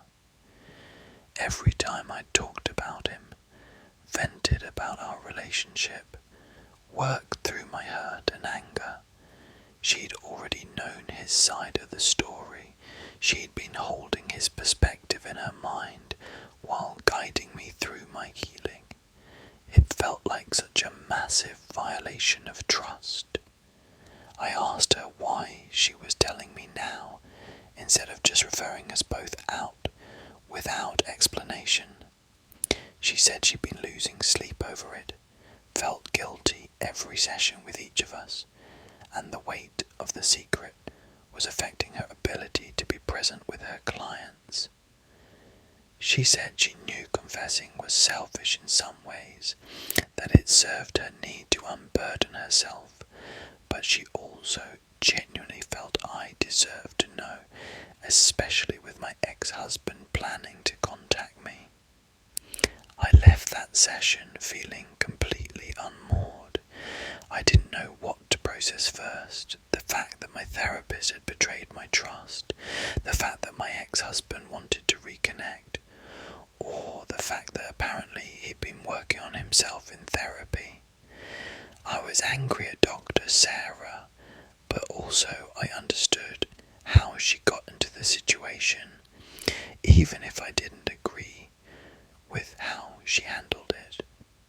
I was confused about my ex-husband because we'd had a terrible divorce and I'd spent years getting over him, but knowing he'd been in therapy working on his issues changed something. 3 days after that final session, my ex-husband called me. He said he'd been doing a lot of personal work and wanted to talk, to apologize for his part in our marriage falling apart, to see if maybe we could at least find closure, if not reconciliation. I agreed to meet him for coffee. Sitting across from him, I kept thinking about how my therapist had been listening to his side of our story, had known he was planning this conversation, had been holding all of this information. It felt like I was at a disadvantage, like there was this whole context I was missing. But I also found myself actually listening to his apology and recognizing that he had changed. He took accountability in ways he never could during our marriage. He acknowledged specific things he'd done wrong without deflecting or making excuses. It was the conversation I'd needed years ago and never got. We've been talking regularly for the past 6 weeks, taking things very slowly, both of us wary but curious. I don't know if we'll get back together or if we're just finding a better ending to our story. But the whole thing is complicated by the fact that we were both being guided by the same therapist who had way more information than either of us knew. I reported Dr. Sarah to the licensing board because what she did was a clear ethical violation. Part of me felt bad about it because she did help me, and she did ultimately come clean, but she put her own discomfort above her client's well-being for months. I found out later that my ex-husband also reported her. She's currently under investigation and could lose her license. I started seeing a new therapist to process all of this, and the new therapist was shocked by the whole situation, said it was one of the more egregious ethical violations she'd heard of. But I'm also conflicted because if Dr. Sarah hadn't been treating both of us, would my ex-husband have done the same work? Would he have decided to reach out to me? Did her dual knowledge actually help both of us in some weird way, even though it was completely inappropriate? I'll never know, and I hate that I'm even questioning it. What I do know is that the person I trusted to help me sort through my life was keeping massive secrets, and I have to wonder what else happened in my therapy that was influenced by information I didn't know she had. It's made me question everything about those 4 years of treatment, wonder what was genuine guidance and what was her trying to navigate an impossible situation she created. Trust is such a fragile thing, and once it's broken, it colours everything that came before. I'm healing and moving forward, and maybe even finding something new with my ex-husband, but I'll always have this asterisk on that entire period of my life, this knowledge that nothing was quite what it seemed. I run a fake charity and no one has caught me. Yet 3 years ago I was unemployed and desperate for money when I came up with an idea that I knew was wrong, but told myself would be temporary. I created a fake charity for children with a rare medical condition. I built a professional-looking website, created social media accounts, made up stories about kids who needed help, used stock photos of sick children, and started asking for donations. I told myself I'd only do it for a few months to get back on my feet, and then I'd shut it down. The first month I made about $3,000 from people who saw my Facebook posts and wanted to help. It was so easy it scared me. People didn't ask for proof or documentation. They just saw pictures of sick kids and heartbreaking stories and opened their wallets. I knew I should stop, but the money was solving my immediate problems, so I kept going. I got more sophisticated over time. I created fake testimonials from parents thanking the charity for helping their children. I posted updates about kids who'd supposedly received treatment because of donations, using more stock photos.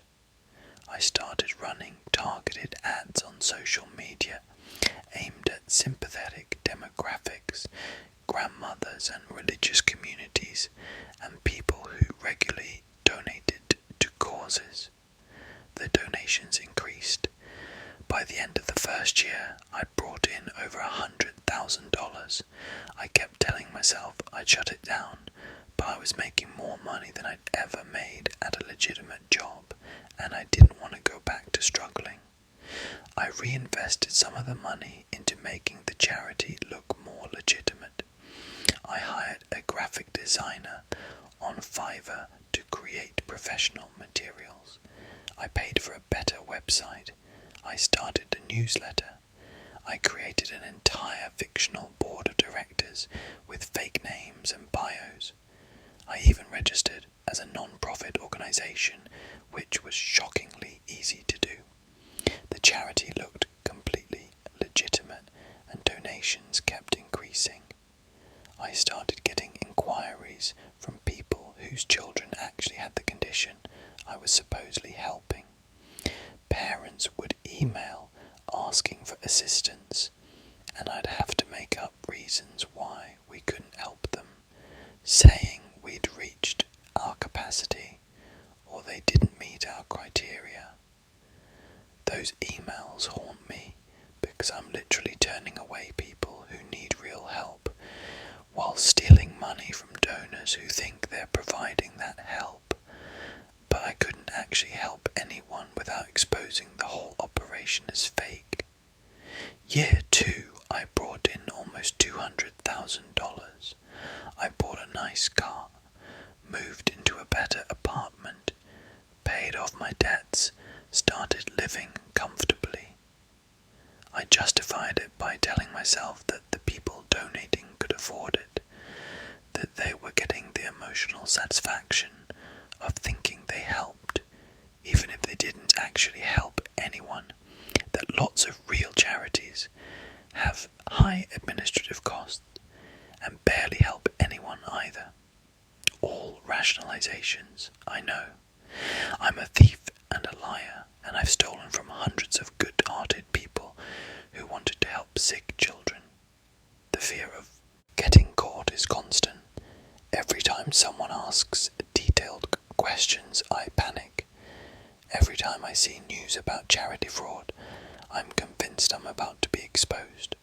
I've had a few close calls where people wanted to visit kids we'd supposedly helped or wanted more financial documentation. I've gotten good at deflecting and providing just enough information to satisfy people without actually proving anything. Most people don't want to be skeptical of a children's charity. It feels cruel to doubt it, so they give me the benefit of the doubt. I'm now in year 3 and I've brought in over $500,000 total. The operation runs mostly on autopilot. I post regular updates and stories, send out newsletters, thank donors, and money keeps coming in. I've thought about shutting it down, but I don't know how to do that without raising suspicion. If I just disappear with the money, people might investigate and potentially track me down. If I gradually wind it down and claim the charity is closing, people will want to know what happened to the remaining funds. I've backed myself into a corner where continuing the fraud feels safer than stopping. I opened an offshore account and I've been moving money there gradually. My plan is to eventually disappear, maybe move to another country where I can live off this money for years. I know this makes me a terrible person. I know I'm stealing from people with good intentions, and I'm exploiting sick children as props for my theft. I know parents who are desperately seeking help for their actually sick kids are finding my fake charity and getting their hopes up before I turn them away. The guilt is crushing sometimes, but not crushing enough to make me stop, apparently.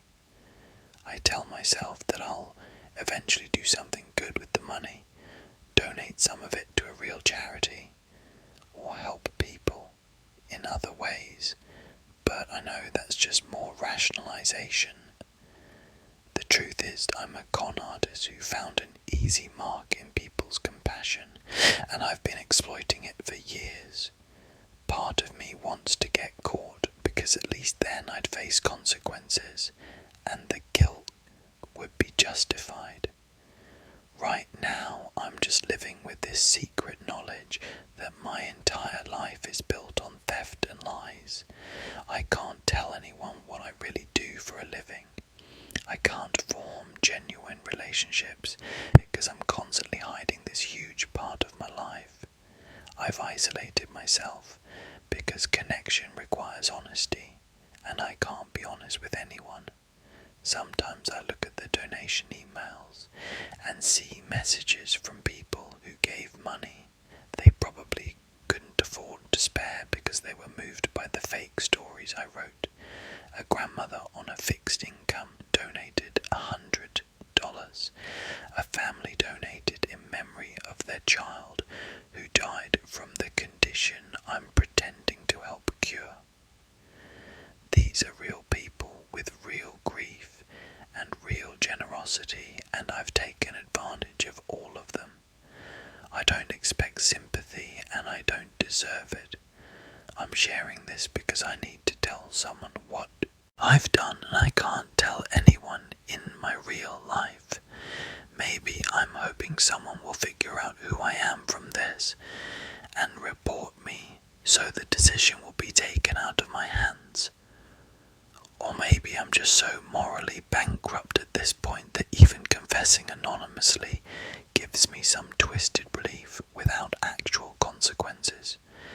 Either way, there's a fake charity out there that's stolen over $500,000, and the person running it is never going to voluntarily stop until they're forced to, and that person is me, and I have to live with that. I discovered my daughter isn't mine, and I'm keeping it a secret. My daughter just turned 13, and 3 months ago I found out through a DNA test that she's not biologically mine. I didn't take the test because I suspected anything. It was actually for a family history project she was doing for school, where they encourage families to do genetic testing to learn about their ancestry. We all did it together, me, my wife, and our daughter. When the results came back, they showed that my daughter shared DNA with my wife, but had zero genetic connection to me. I stared at those results for hours, trying to make sense of it, thinking there must be a mistake, but there was no mistake. My wife had been pregnant when we got married 14 years ago. We'd moved up the wedding date because of the pregnancy, and I'd never once questioned that the baby was mine. We'd been together for 2 years at that point. We were already planning to get married eventually. The pregnancy just accelerated the timeline. I confronted my wife with the results and watched her face go white. She initially tried to claim it was a testing error, but I pushed, and eventually she broke down and admitted the truth. About a month before she got pregnant, she'd had a one-night stand with a co-worker during a business trip. She said it was a drunken mistake. It meant nothing. She felt terrible about it immediately. When she found out she was pregnant a few weeks later, she assumed it was mine because the timeline was close and we were regularly intimate. She said she genuinely didn't know the baby might not be mine until years later when our daughter started developing features that didn't match either of our families. Even then she convinced herself she was being paranoid, that genetics are unpredictable, that she was seeing things that weren't there. She said she'd lived in denial for over a decade, terrified of this exact moment. I asked if she'd stayed in contact with the biological father, and she said no, he'd left the company years ago, and she had no idea where he was now. She said she'd never told him about the pregnancy or the possibility that the child might be his.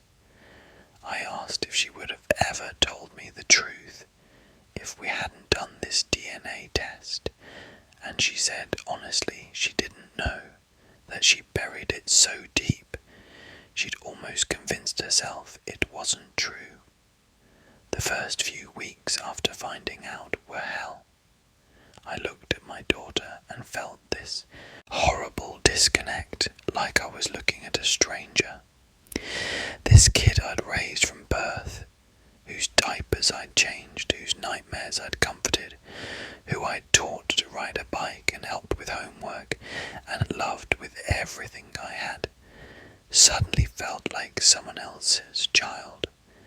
The betrayal from my wife was crushing, but the identity crisis about my daughter was worse. Then one night my daughter came to me, crying about some friend drama at school, and instinctively I comforted her the way I always had. She fell asleep on my shoulder, and I realized that biology didn't actually change anything about who we were to each other. I'd been her father for 13 years in every way that mattered. DNA didn't erase all those moments, all those years, all that love. I decided that night that I wasn't going to tell her. My wife wanted to come clean, said our daughter deserved to know the truth, but I refused. I told my wife that as far as I was concerned, I am her father, that we would never speak of this again, and that if she ever told our daughter, I would leave and fight for custody.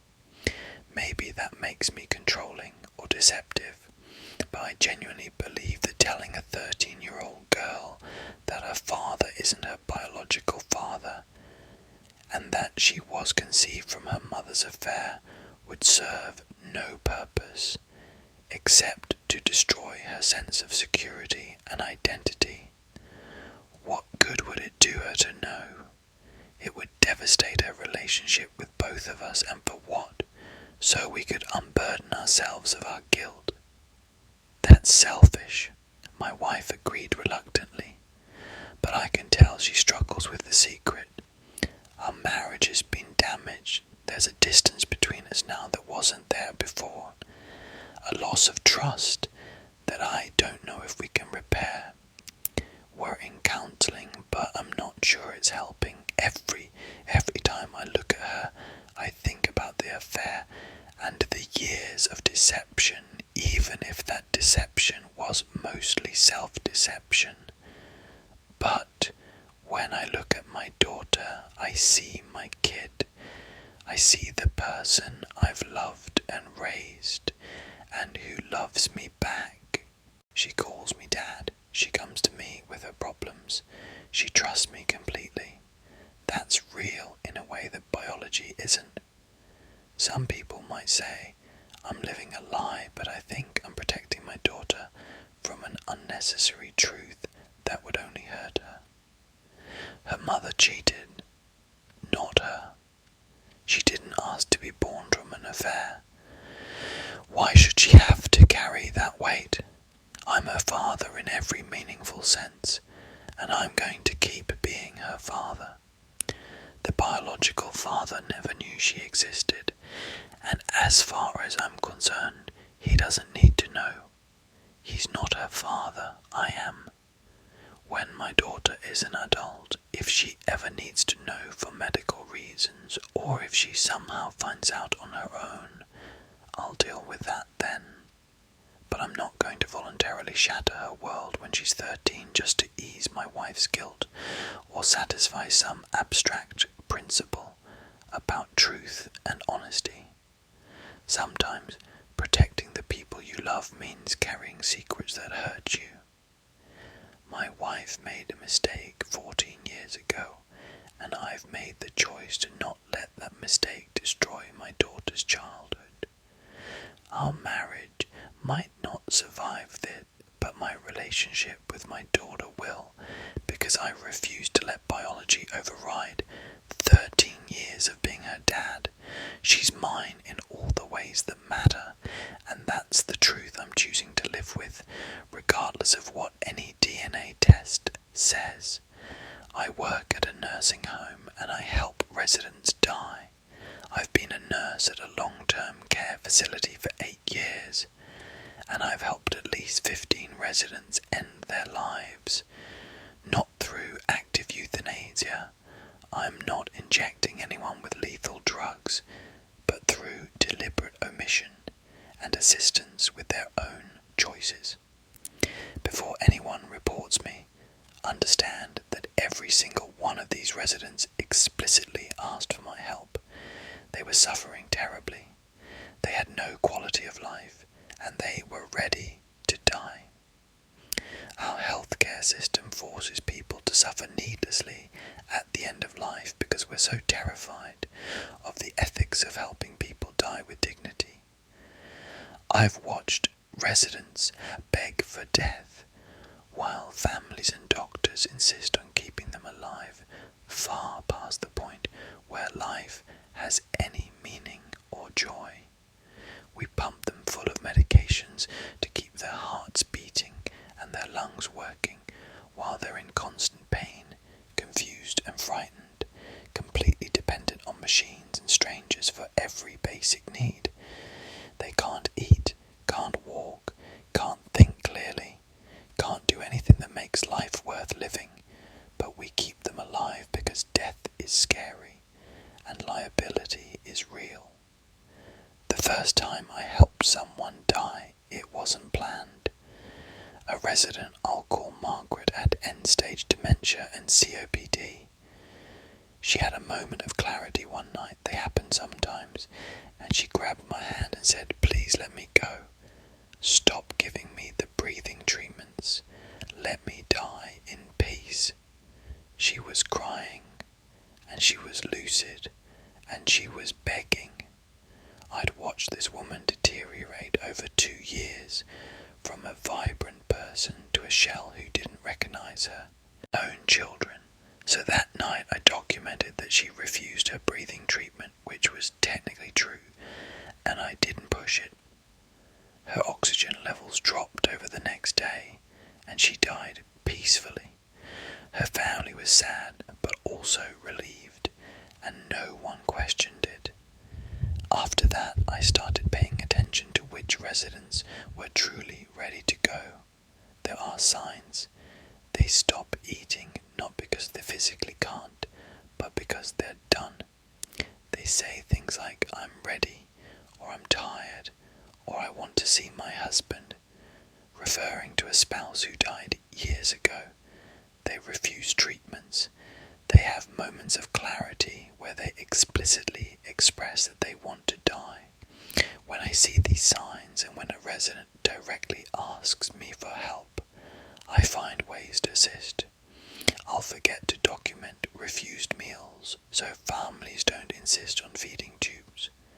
I'll delay calling for emergency intervention when someone has a medical crisis, if I know they've expressed wanting no heroic measures, even if that's not officially documented. I'll adjust medication timing in ways that make someone more comfortable, but also more likely to slip away naturally. I'll leave doors to secured memory units slightly ajar for residents who've expressed wanting to wander outside one last time. Everything I do is plausibly deniable as honest mistakes or respecting patient wishes, but I'm doing it with intention, and I know I'm helping people die sooner than they would otherwise. The guilt is something I wrestle with constantly, but so is the certainty that I'm doing the right thing. I've held the hands of dying people who whisper thank you in their final moments. I've seen the relief on their faces when they realize they're finally being allowed to let go. These aren't people who want to live, and I'm murdering them. These are people who are begging for release from bodies and minds that have betrayed them, and I'm providing what comfort I can within a system that prioritizes prolonging life over quality of life. There's one case that haunts me though. A resident I'll call Frank had ALS and was completely paralyzed, could only communicate through eye movements using a board. He spelled out repeatedly that he wanted to die, that he couldn't take it anymore, that continuing was torture. His family refused to consider hospice or withdrawal of care because of religious beliefs. He was trapped in a body that didn't work, with a mind that was fully aware, and he was desperate. He asked me through the iBoard to help him, and I didn't know what to do. I couldn't withhold food or medication because he was receiving everything through tubes that were carefully monitored. I couldn't create a plausible accident, so I did something I'm deeply ashamed of. I told him about positioning, about how if he could somehow shift in a certain way, his feeding tube could become dislodged or kinked, and how it might not be noticed immediately. I gave him information, knowing he might use it. 3 days later, his feeding tube was found, disconnected, and he'd aspirated. He died in the ICU 2 days after that. The investigation concluded it was an accident, that he'd moved in his sleep and the tube came loose. I never told anyone what I'd said to him, but I know I gave him the tool he used to end his own suffering.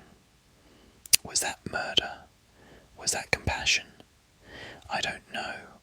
What I do know is that man was being kept alive against his will, tortured by his own existence, and I gave him information that allowed him to escape. I should feel worse about it than I do. The medical establishment would call what I do murder, or at minimum gross negligence. The law would probably agree. But I'm on the ground seeing what end of life actually looks like in America, and it's often horrific. We force people to suffer because we're afraid of death and afraid of liability and afraid of making the hard choices. Families keep residents alive for their own emotional reasons without considering what the person is actually experiencing. Doctors follow protocols that prioritize life extension over dignity, and residents suffer needlessly because no one is brave enough to let them go. I'm not advocating for active euthanasia or for nurses to make unilateral decisions about who lives and dies, but I am saying that when a competent person or a person in a moment of competence explicitly asks to be allowed to die, when they're suffering terribly with no hope of improvement, when continuing treatment is prolonging death rather than extending life, maybe we should listen to them. And when the system won't listen, sometimes someone has to be willing to quietly help. I won't do this forever. The weight of it is accumulating, and I'm tired. But until I leave this job, I'll keep watching for the signs, and I'll keep helping the people who are ready to go and who ask for my assistance. Someone has to bear witness to their suffering, and someone has to be willing to offer comfort, even when that comfort looks like letting go. Judge me if you want, report me if you can figure out who I am, but I'll sleep better knowing I helped people die with some dignity than I would knowing I forced them to suffer to satisfy legal and ethical frameworks that prioritize the living over the dying. My successful YouTube channel is based entirely on stolen content and fake stories. I run a YouTube channel with over 2 million subscribers that generates about $30,000 a month in revenue. Every single video on my channel is based on content I've stolen from other creators or fake stories I've made up entirely. I'm exactly the kind of content thief that legitimate creators despise, and I'm making more money than most of them will ever see. I started the channel 3 years ago after watching commentary channels and storytime channels blow up. I realised that if I could consistently pump out content that hit the right emotional notes, I could build an audience quickly. But I'm not creative enough to generate original material consistently, and I'm not interesting enough to build a personality-based channel, so I started stealing. At first I take Reddit stories and read them in videos with some stock footage or gameplay in the background. Tons of channels do this, and it's a grey area legally since the stories are publicly posted. That got me to about 50,000 subscribers in 6 months. Then I realised I could make up my own Reddit-style stories that were specifically designed to be maximally engaging. I'd study which posts went viral, identify the patterns, and create fake stories that hit all those buttons: betrayal, revenge, shocking twists, moral ambiguity, all the elements that make people comment and share. I'd post these fake stories to Reddit from burner accounts, let them get some initial engagement, then make videos about them as if they were real stories I'd discovered. This accelerated my growth significantly. Then I started stealing from smaller creators. I'd find videos from channels with under 10,000 subscribers, videos that had good concepts but poor execution or low visibility. I'd remake their content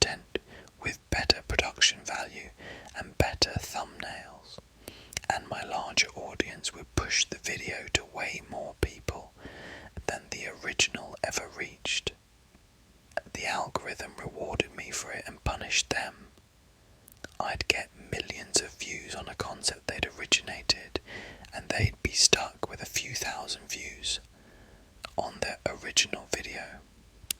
Sometimes these smaller creators would notice and call me out, but my audience was loyal and would attack anyone who accused me of stealing. I'd issue vague statements about how ideas aren't copyrightable, and multiple people can have similar concepts, and my fans would defend me. A few times I had to delete videos when the evidence of theft was too obvious, but mostly I got away with it. I also started collaborating with other channels in my niche, but collaboration meant I'd study their processes and strategies and then implement them myself. I'd learn what was working for them and copy it before they could fully capitalize on it. I became known in my niche as someone who was always on top of trends, but really I was just stealing from people who hadn't blown up yet and getting to scale faster than they could. The fake stories evolved too. I started hiring freelance writers from content mills to generate stories based on prompts I'd give them. I'd pay them $20 for a story I'd turn into a video that would make thousands. These writers had no idea their content was being used for YouTube videos. They thought they were writing for blogs or something. I'd edit their work to make it more dramatic and more emotionally manipulative, and then present it as a real story someone had shared online. My comment sections are full of people emotionally invested in these completely fabricated narratives. They give advice to the fake people in the stories. They argue about who was right or wrong. They share their own supposedly similar experiences. I've created this whole ecosystem of engagement based on lies. Some commenters have expressed skepticism about whether the stories are real, but other commenters defend the story's authenticity, and I never have to say anything. My audience polices itself. The money is incredible. $30,000 a month from AdSense alone, plus sponsorships that pay another $10,000 to $20,000 depending on the month. I've bought a house, fancy car, invested heavily. I'm set financially in a way I never would have been with a regular job, and I did it all by being a parasite on other people's creativity and by lying to my audience consistently. I don't feel great about it, but I also don't feel terrible enough to stop. Every few months I consider coming clean or changing my approach, but then I look at my bank account and rationalize that everyone in this space is doing some version of what I'm doing. Plenty of channels exaggerate or fabricate. Plenty of channels borrow heavily from others. I'm just more successful at it. The YouTube ecosystem rewards what I do. The algorithm doesn't care if content is original or authentic. It cares if it's engaging. I've optimized for engagement by any means necessary, and I'm winning by the platform's own metrics. My audience is happy because they're entertained. Advertisers are happy because they're reaching people, and I'm happy because I'm rich. The only people who aren't happy are the creators I've stolen from and the purists who care about authenticity, but they're outnumbered and out-earned. Sometimes I wonder what happens when this all falls apart, because it probably will eventually. YouTube could change their policies. Someone could do a deep investigation, exposing everything I've stolen. The audience could turn on me if the truth comes out. I've got enough money saved that I'd probably be fine financially, but my reputation would be destroyed. Maybe I care about that, or maybe I don't. I honestly haven't decided. What I have decided is that for now, I'm going to keep doing what I'm doing, because it works and because I can. The system is broken in ways that reward people like me and punish people who play by the rules. I didn't break the system, I'm just exploiting it better than most people have the stomach to. Every video I upload is a little theft, a little lie, a little manipulation of people's emotions for profit, and it works beautifully. So if you've ever watched a YouTube video and wondered if the story was real, or if the creator came up with that idea themselves, the answer is maybe not, and maybe that creator is making a fortune off of lying to you. Maybe that creator is me, and maybe you don't even care as long as you're entertained. That's what I'm counting on. I've been living in someone else's house for 2 years, and they don't know. 2 years ago, I was homeless and desperate. I'd lost my job, couldn't pay rent, had nowhere to go, and was sleeping in my car during winter. I was driving through a nice suburban neighborhood one night looking for a safe place to park when I noticed a house that looked abandoned. The lawn was overgrown, mail was piling up, there were no lights on ever, and I never saw any cars in the driveway. I watched the house for a week and confirmed no one was coming or going. I figured it was a foreclosure, or the owners had moved and hadn't sold it yet. One night I broke in through a basement window. The house was fully furnished, utilities were still on. There was food in the pantry that hadn't expired. It was like someone had just walked out one day and never came back. I stayed that first night planning to leave in the morning, but it was warm and safe, and the first real sleep I'd had in weeks. I ended up staying another night, then another. I was careful. I kept the curtains drawn, didn't turn on lights that could be seen from the street, parked my car several blocks away, came and went through the back door at odd hours, when neighbours wouldn't notice. After a month of not getting caught, I started to relax into it. I did research on the property and found out it was owned by an elderly couple who'd moved into assisted living. Their children apparently lived out of state and hadn't bothered to sell the property yet. The utilities were still being auto-paid from the couple's accounts. It was this weird limbo property that no one was actively managing. I've been living here for 2 years now. I pay for nothing. The electricity and water and gas are all still running on whatever payment system was set up years ago. I get mail delivered for the previous owners, which I collect and throw away. I've made the place my own in small ways, rearranged some furniture, stocked the fridge with my own food, alongside the non-perishable items that were already here, set up my laptop and workspace. I got a remote job about a year ago, so I spend my days working from this house that isn't mine, living a completely normal life, except for the fundamental fact that I'm essentially squatting in someone else's property. The psychological aspect of this is complex. On one hand, I feel an enormous sense of relief and gratitude to have shelter and stability after being homeless. I'm able to work and save money and rebuild my life. On the other hand, I live in constant low-level anxiety that I'll be discovered. Every unexpected sound makes me think someone's coming. Every car that drives slowly past makes me paranoid. I have nightmares about police breaking down the door.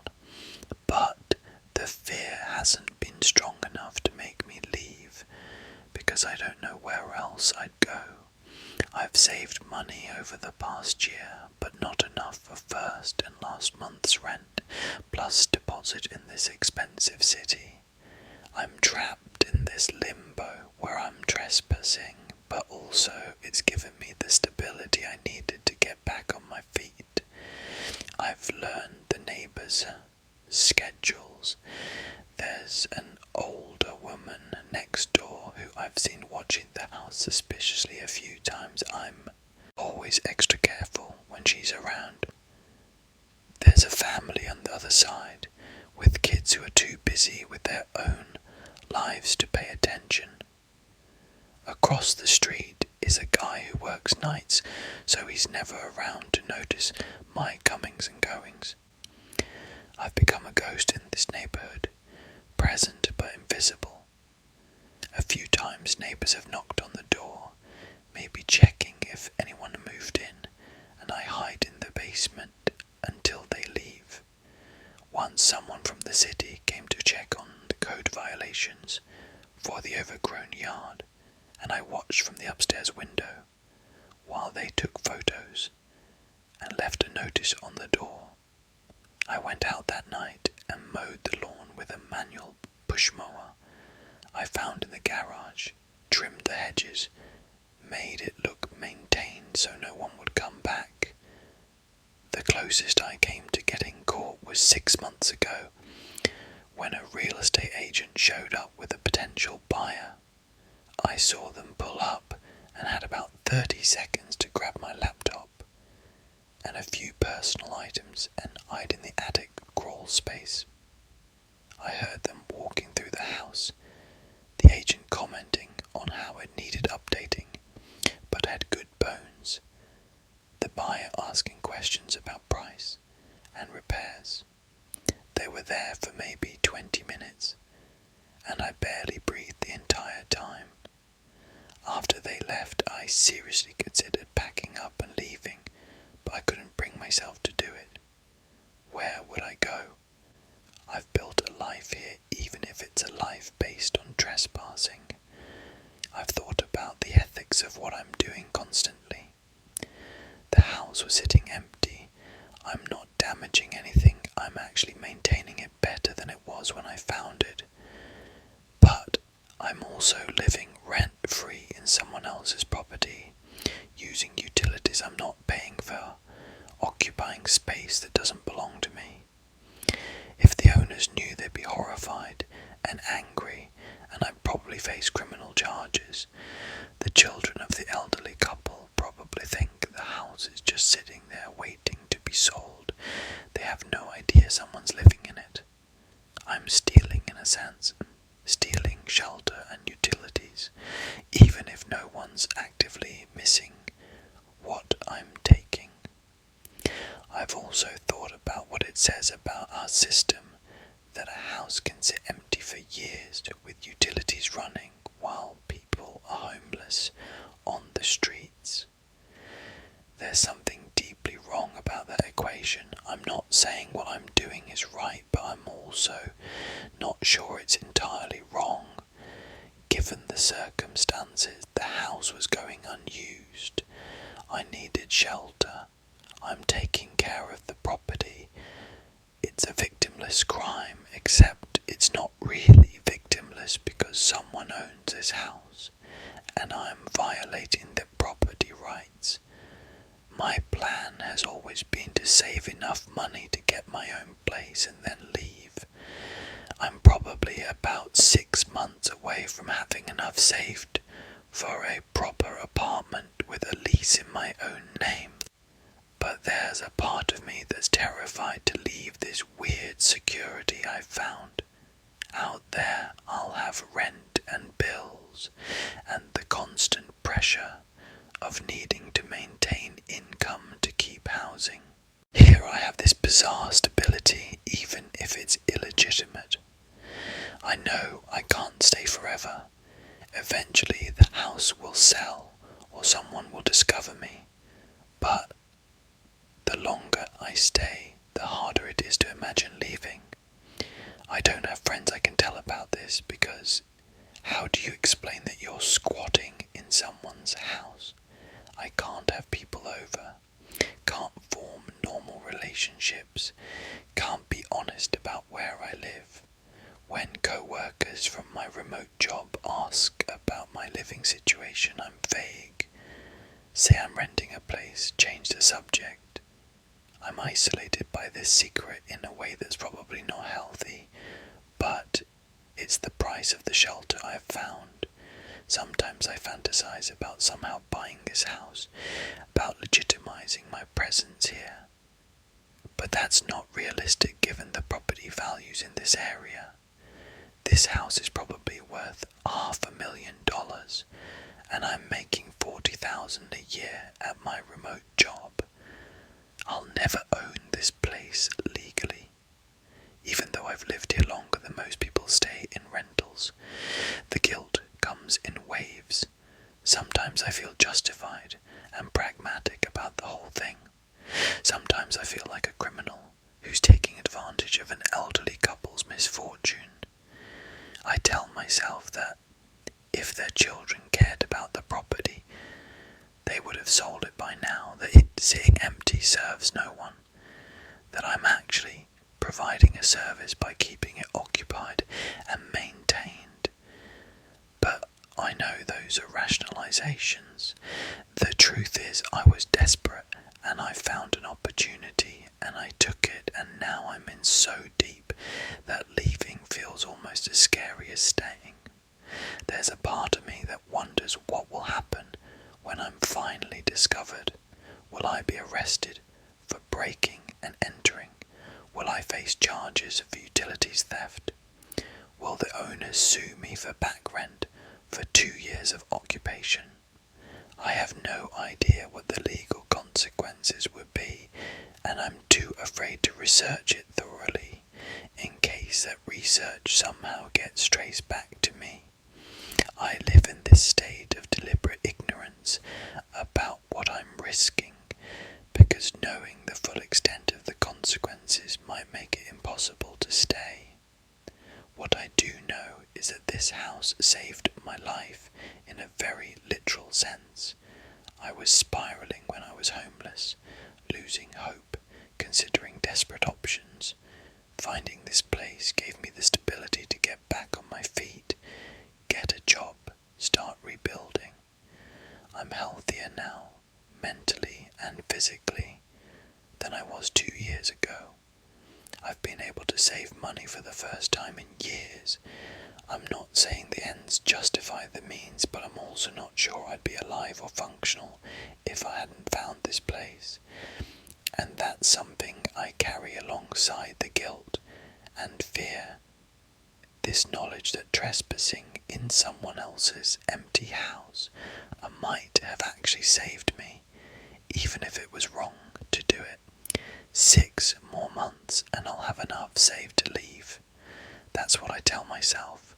6 more months of hiding and lying and living in fear of discovery, and then I'll get a legitimate apartment and close this chapter of my life.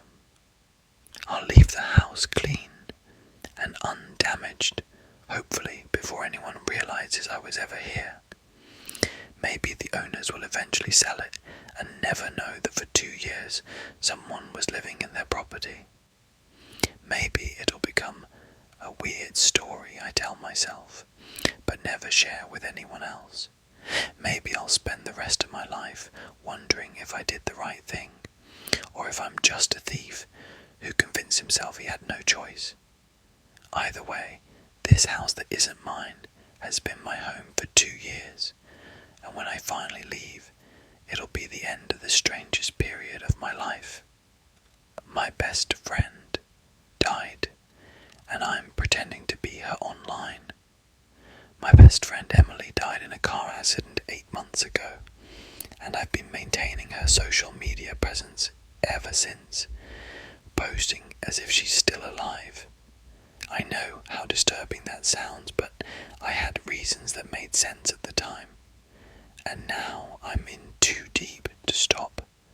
Emily and I had been inseparable since college. We were more like sisters than friends. We looked similar enough that people sometimes asked if we were related. We shared passwords for everything, used each other's accounts regularly, finished each other's sentences. When she died, it was sudden and shocking. 1 minute she was alive, and the next she was gone, and my entire world collapsed. The day after her funeral, I was at my apartment alone and got a notification that someone had commented on one of Emily's Instagram posts. It was someone who clearly hadn't heard she died, making plans to meet up with her. I logged into her account, something I'd done hundreds of times when she was alive, to help her post things or check messages for her, and I started to write a response explaining that Emily had passed away, but I couldn't finish typing it. Seeing those words, having to make her death real in that digital space, it broke something in me. So instead, I wrote back as Emily, said she'd been busy, but would love to meet up soon. The person responded with excitement, and I closed the app, feeling like I'd done something terrible, but also feeling a strange sense of comfort. Over the next few days, more people commented on her posts and sent messages, friends and acquaintances who hadn't heard about the accident. Her death hadn't been widely publicised beyond her immediate circle. I found myself responding to all of them as Emily, keeping up casual conversations, liking posts, doing all the things she would have done. It felt like keeping her alive in some small way. Then I started posting new content. I'd post photos from her camera roll that she'd never gotten around to posting, write captions in her voice, maintain the fiction that she was still living her life. Her family had taken down her Facebook after the funeral, but they didn't know about some of her other accounts, and I had access to everything. Instagram, Twitter, a fashion blog she maintained, even her LinkedIn. I kept all of them active. I rationalized it by telling myself I was preserving her memory, keeping her digital presence alive for people who loved her. But really, I think I just couldn't accept that she was gone. As long as her accounts were active and people were interacting with them, some version of Emily still existed. The deception required increasingly elaborate lies. When people suggested meeting up, I'd make excuses about being busy or travelling. When people asked about things happening in her life, I'd make up stories based on what I thought she would have been doing if she were alive. I started creating fictional adventures for her, posting about trips she'd supposedly taken, using photos I'd edit or find online. I gave her a new job, a new apartment, a whole imaginary life that continued past her death.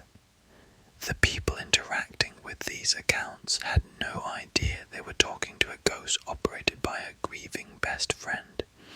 Some of Emily's closer friends started to notice something was off.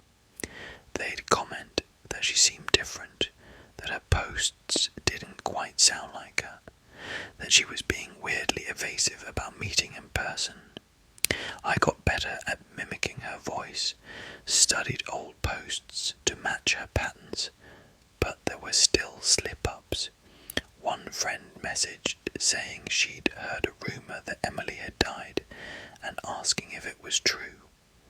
I had a panic attack and then responded as Emily, saying it was a crazy misunderstanding, that she was alive and well.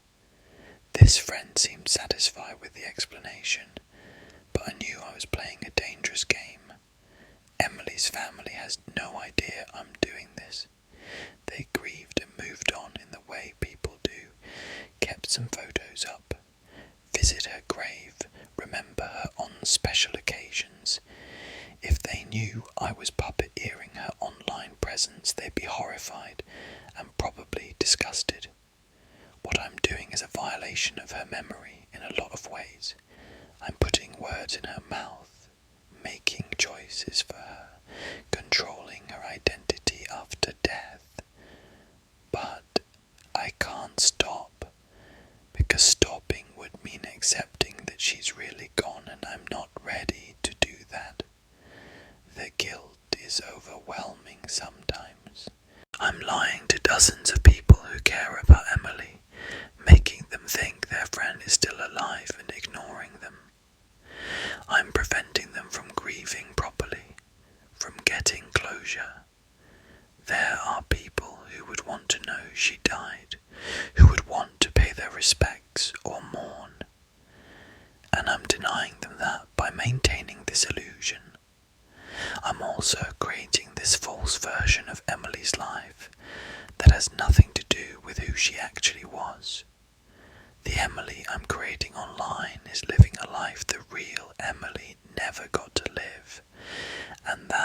feels like a betrayal of who she actually was. But I also feel like I'm keeping her alive in the only way I can. Every post I make is her, every interaction I have is her. It's like she's still here in some digital form. Her accounts have thousands of followers who still engage with her content. To them, Emily is alive and thriving. Only I know the truth. Sometimes I read through the comments on her posts and see people saying how much they admire her or love following her journey. And I feel this twisted satisfaction that I'm giving them something positive, even if it's based on a lie. I've thought about what would happen if I got caught. The person maintaining Emily's accounts could probably be identified through IP addresses or posting patterns if anyone looked closely enough. If her family found out, they could potentially pursue legal action for identity fraud or something similar. If the people interacting with her accounts found out, they'd feel betrayed and manipulated. The whole thing could blow up in a very public and humiliating way, but the fear of getting caught still isn't strong enough to make me stop. The most disturbing part is that I've started to lose track of where Emily ends and I begin. I spend so much time thinking like her, writing like her, imagining what she would do or say, that sometimes I feel like I'm becoming her. I catch myself having thoughts or opinions in her voice. I make decisions based on what Emily would want rather than what I want. The line between honouring her memory and losing my own identity has become dangerously blurred. Maybe this is what grief does to people, or maybe I'm having some kind of breakdown, but I can't seem to stop the process. 8 months of this and I'm exhausted. Maintaining multiple social media accounts as a dead person while also living my own life is emotionally and logistically draining. I have to remember what I've posted as her, keep track of the fictional narrative I've created, stay consistent with her voice and personality. It's like writing a novel where the main character is someone real who died, and the audience doesn't know it's fiction. The cognitive load is immense, and underneath all of it is this crushing grief that I'm avoiding by staying busy with the deception. I know I need to stop. I know the healthy thing would be to take down her accounts, or at least stop posting, to let Emily rest and let the people who care about her know the truth. But I don't know how to do that without falling apart completely. As long as I'm maintaining her digital presence, I have a purpose, a connection to her, a way to keep her memory alive even if it's twisted.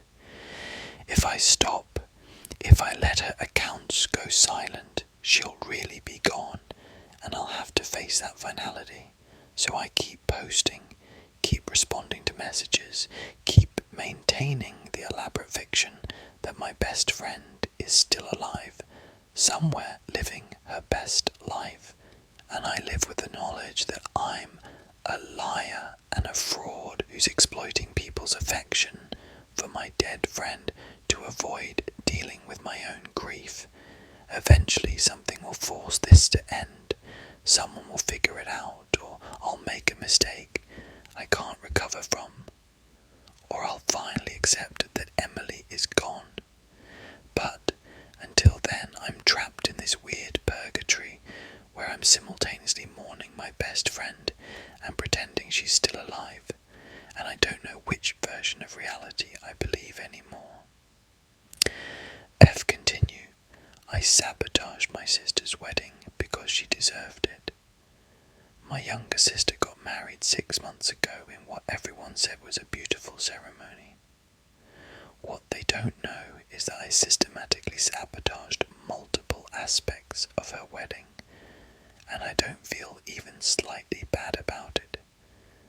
My sister has been the golden child our entire lives, could do no wrong in our parents' eyes. Got everything handed to her while I had to fight for scraps of attention and approval. She's selfish and manipulative, and has spent years making my life harder while playing the victim. So when she announced her engagement and started planning this elaborate, expensive wedding that my parents were paying for, I decided it was time she experienced some consequences. It started small. She'd been planning this wedding for over a year, had everything organised in multiple binders and spreadsheets. I had access to her apartment because I was supposed to be helping with wedding prep, so I'd go over when she wasn't there and make tiny changes to her documents. I'd switch vendor phone numbers so she could call the wrong place. I'd change appointment times in her calendar so she'd show up at the wrong time and miss meetings. I'd alter her guest list, adding fake addresses so invitations would get returned. Nothing big enough to ruin anything, but enough to create constant small frustrations and make her think she was losing her mind. Then I escalated. She'd chosen these specific flowers for her bouquet and centerpieces, some expensive, imported things that she'd been obsessing over for months. I contacted the florist pretending to be her and changed the order to completely different flowers, cheap grocery store varieties. The florist called her to confirm the change and she insisted she'd never made it, blamed the florist for screwing up. Huge drama. Eventually they got it sorted out, but it cost extra for rush reordering, and she was stressed for weeks thinking the flowers might not come through. Her dress was another target. She bought this custom gown that cost more than my car, had been doing fittings for months. I told her I'd pick it up for her from the final fitting since she was busy. Instead, I picked it up, and before delivering it to her, I made some very subtle alterations. Nothing that would be obvious on a hanger, but when she put it on, certain seams would pull weird. The hemline would be slightly uneven. She thought the seamstress had messed up, and there was this whole confrontation. They eventually fixed it, but again, more stress and drama, and my sister spiralling. The weekend before the wedding was when I did the most damage. She'd planned this elaborate bachelorette party at a rented beach house with 12 of her friends. I wasn't invited, which was fine because it gave me the opportunity to execute my plan. I knew she'd hidden some marijuana gummies in her luggage, just a small amount for the bachelorette party. Nothing crazy, but definitely illegal, in the state where the beach house was. I called in an anonymous tip to the local police about a group of women at that address with drugs. Police showed up, found the gummies. Everyone got questioned. The whole party was ruined. My sister was humiliated in front of her friends and paranoid that someone in her friend group had called the cops on her as some kind of sabotage, which was ironic. No one was arrested, but it cast this shadow over the whole weekend, and her friends were annoyed and uncomfortable. The day of the wedding, I made sure to be the perfect helpful sister, running errands, staying late to help set up, being visibly supportive. Meanwhile, I'd arranged for one final problem. The DJ she'd hired had a backup I'd contacted pretending to be from the venue, saying the event was cancelled. The real DJ showed up, but his equipment had been tampered with. Some cables I'd loosened during setup, so there were technical difficulties throughout the reception. Music kept cutting out, microphone feedback, the first dance audio was was choppy. The DJ was scrambling to fix issues, and my sister was visibly upset, but trying to hold it together. Throughout all of this, I played the supportive older sister, consoling her when things went wrong, helping problem solve, acting confused and sympathetic about all the issues plaguing her wedding. She had no idea I was the source of every problem. Our parents praised me for being so helpful and steady, while my sister was stressed and emotional. The irony was delicious. The wedding still happened, and to outsiders it probably seemed fine. But I know, my sister and I know, she was miserable. Nothing was the way she'd planned it. Constant problems and stress. Her perfect day was riddled with imperfections. She cried multiple times, snapped at vendors, had arguments with our parents about whose fault various issues were. The photos look beautiful, but I know behind them was chaos and frustration, and I caused all of it deliberately because after years of her making my life difficult, after years of watching her get everything while I got nothing, I wanted her to suffer just a little bit on what was supposed to be her perfect day. The guilt I expected to feel never materialized. Instead, I felt satisfied, vindicated even. She'd spent years being casually cruel to me, stealing boyfriends, lying to our parents about me to make herself look better, sabotaging my opportunities while advancing her own. She'd made me feel worthless and invisible my entire life. So, watching her wedding day fall apart piece by piece felt like justice. Petty justice maybe, but justice nonetheless. Since the wedding she's been depressed, sees the whole thing as cursed or unlucky. She doesn't understand why everything went wrong. She's blamed vendors, blamed her friends, blamed fate. But never once has it occurred to her that someone deliberately sabotaged her. That's how self-centered she is. She can't imagine that someone would target her because in her mind she's never done anything to deserve retaliation. Our parents keep telling her the wedding was beautiful and she's being too hard on herself, but I can see she's still bothered by how it all went down. Part of me wants to tell her it was me just to see the look on her face when she realizes her perfect sister spent months systematically destroying her wedding plans. But that would be stupid and would turn our whole family against me.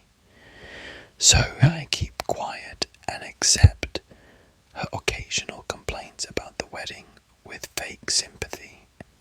Sometimes she'll say things like she wishes she could redo it all, have the wedding she actually planned, and I'll nod supportively while internally celebrating that she'll never get that chance. I know this makes me a terrible person. I know that sabotaging someone's wedding is cruel and vindictive and disproportionate even if they've been awful to you. Normal, well-adjusted people don't spend months planning elaborate revenge schemes against their siblings. Normal people go to therapy or set boundaries or cut contact. But I'm apparently not normal because I'd do it all again without hesitation. She made my life hell for years, and no one ever held her accountable because she was the favourite, so I held her accountable in my own way. The funny thing is, our relationship has actually improved since the wedding. She's been more vulnerable with me, talking about her disappointments and struggles, and I've been playing the supportive sister role so convincingly that she thinks we're closer now. She has no idea that the person she's confiding in is the same person who destroyed her wedding. There's something darkly satisfying about that, about being the cause of her pain while also being her comfort. It's twisted, but it's the closest thing to power I've ever had in our relationship. I'll never tell her the truth. This secret will go with me to the grave. She'll spend the rest of her life thinking she just had bad luck with her wedding planning, that the universe conspired against her on what should have been her perfect day, and I'll spend the rest of my life knowing that I was the universe conspiring against her, that I had that much control that I got away with it completely. Maybe that makes me a sociopath, or maybe it just makes me someone who finally fought back against years of mistreatment. I honestly don't care which it is. What I do care about is that for once in our lives I won and she lost, and that feels like enough. I'm a paramedic and I let someone die because they didn't deserve to be saved. I've been a paramedic for 12 years, and 6 months ago I made a choice that resulted in someone's death. We got a call for a car accident on the highway, single vehicle collision, driver unresponsive. When we arrived on scene, the car had hit a barrier at high speed and the driver was trapped inside, unconscious and bleeding. Standard extraction and treatment situation, except when I looked at the license plate I recognised it. This was the car that had run my daughter off the road 3 months earlier in a hit and run that left her paralysed from the waist down. The driver had never been caught.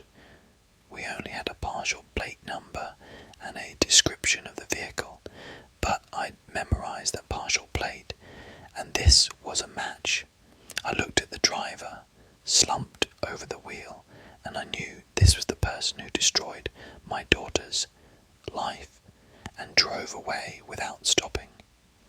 My daughter was 19, had a whole life ahead of her, and now she's in a wheelchair dealing with chronic pain and trauma because this person made a reckless choice and fled the scene. The rage I felt in that moment was overwhelming. Here was the person responsible for my daughter's suffering, now needing my help to survive, and I had the power to decide how quickly that help came. My partner was already calling for additional equipment to extract the driver from the vehicle. The person was critical, massive head trauma, internal bleeding based on the mechanism of injury and presentation. Minutes mattered for survival chances.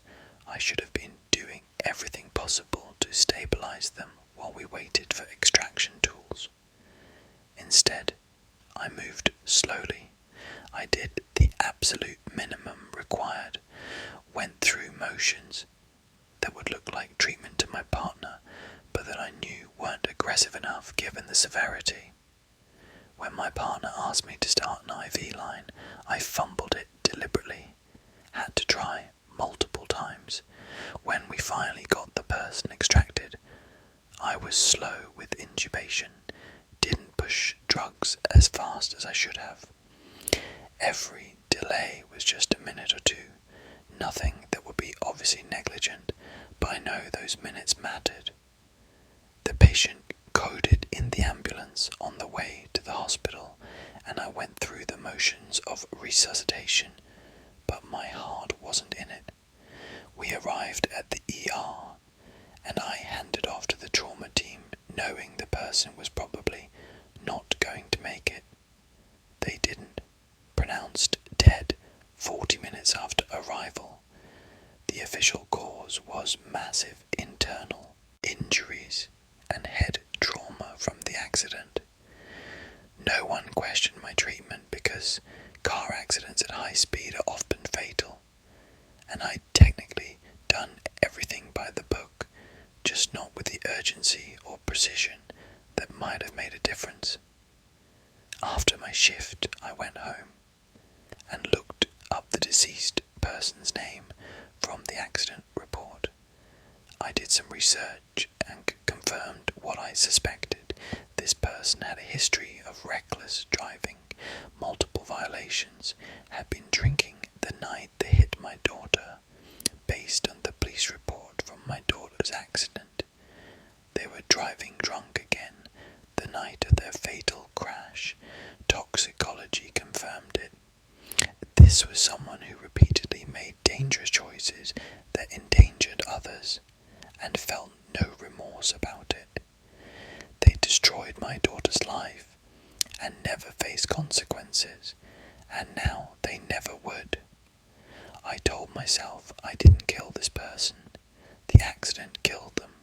I just didn't try as hard as I could have to prevent their death. But I know the truth. In those critical minutes, I had the training and ability to give them better odds, and I chose not to. I let my personal feelings override my professional duty, and someone died who might have lived if I had treated them like any other patient. That makes me responsible for their death, even if it wasn't technically murder. The guilt hits me in waves.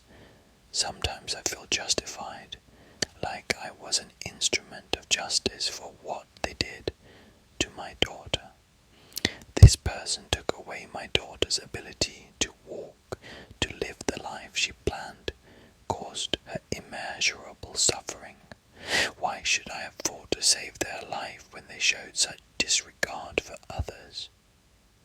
Other times I feel like a monster who violated everything my profession stands for. Paramedics are supposed to treat everyone equally regardless of who they are or what they've done. We're not supposed to play judge and jury. I betrayed that fundamental principle. My daughter doesn't know. She knows someone died in an accident, and when I mentioned the location, she asked if it could have been the person who hit her.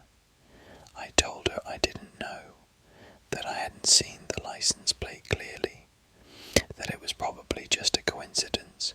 I couldn't tell her that I'd let a hit-and-run driver die, that I'd chosen revenge over saving a life. She wouldn't want that. Despite everything she's been through, she's not a vengeful person. She'd be horrified. If she knew what I did, everyone would be horrified.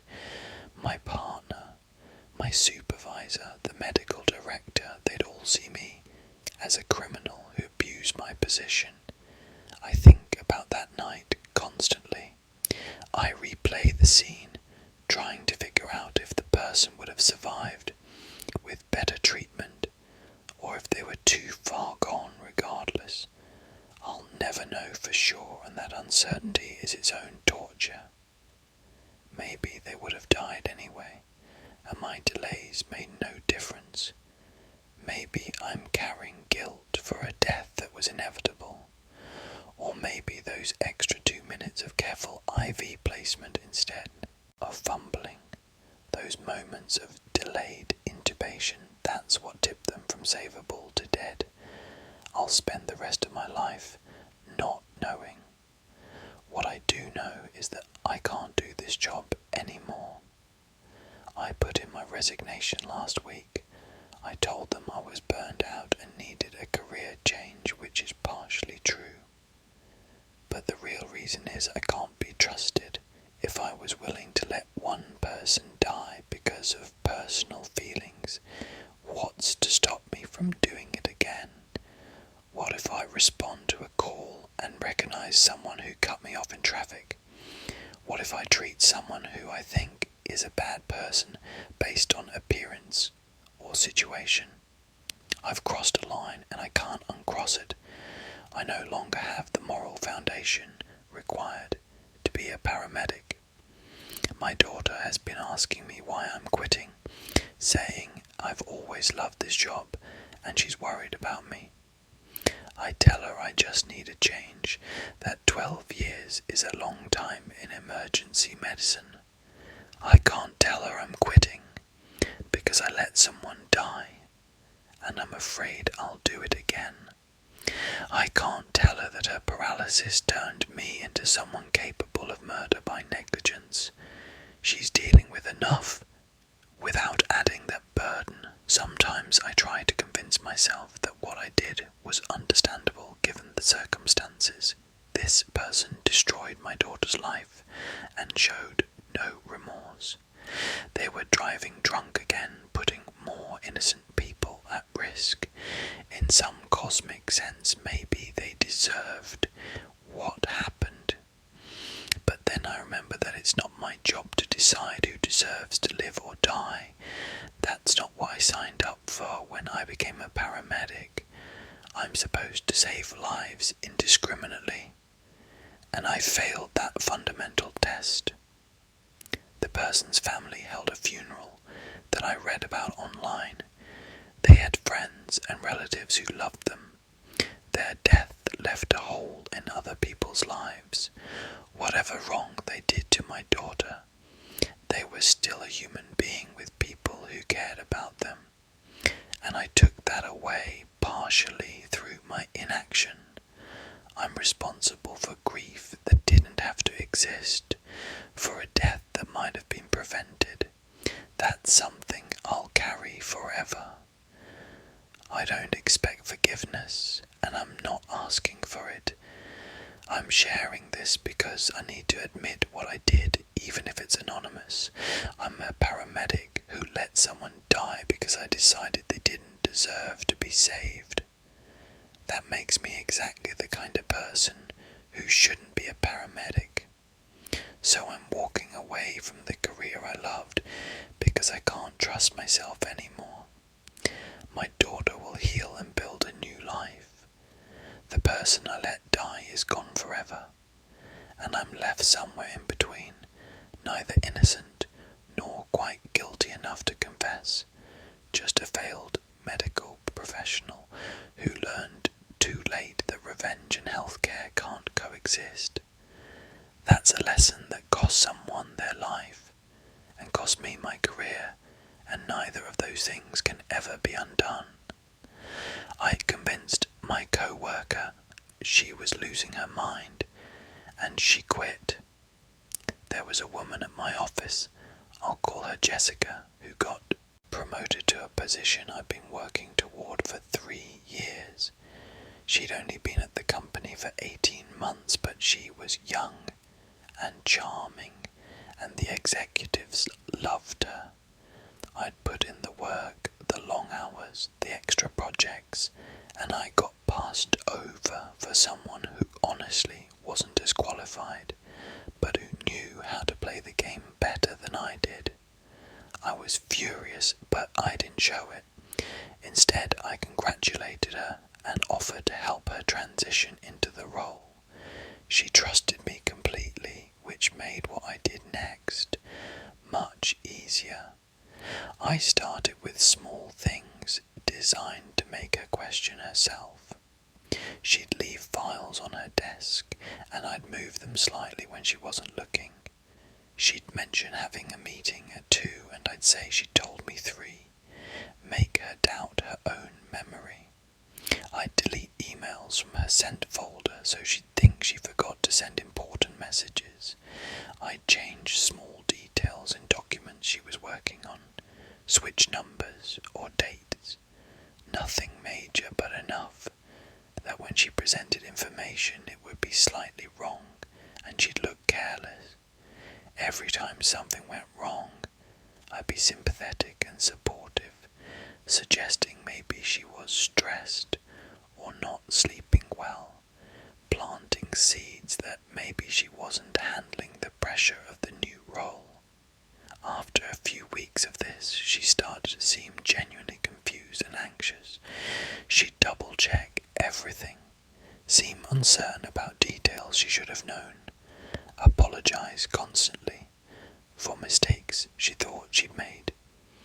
Our boss started noticing that she seemed scattered and was making uncharacteristic errors. I'd volunteer to help her, to check her work, positioning myself as a supporter while actively undermining her. The more I helped, the more access I had to sabotage her. I escalated the campaign. I'd schedule meetings on her calendar without telling her so she'd miss them or show up to meetings she didn't know about. access to her computer when she'd step away because we worked in an open office and she trusted me enough not to lock her screen around me.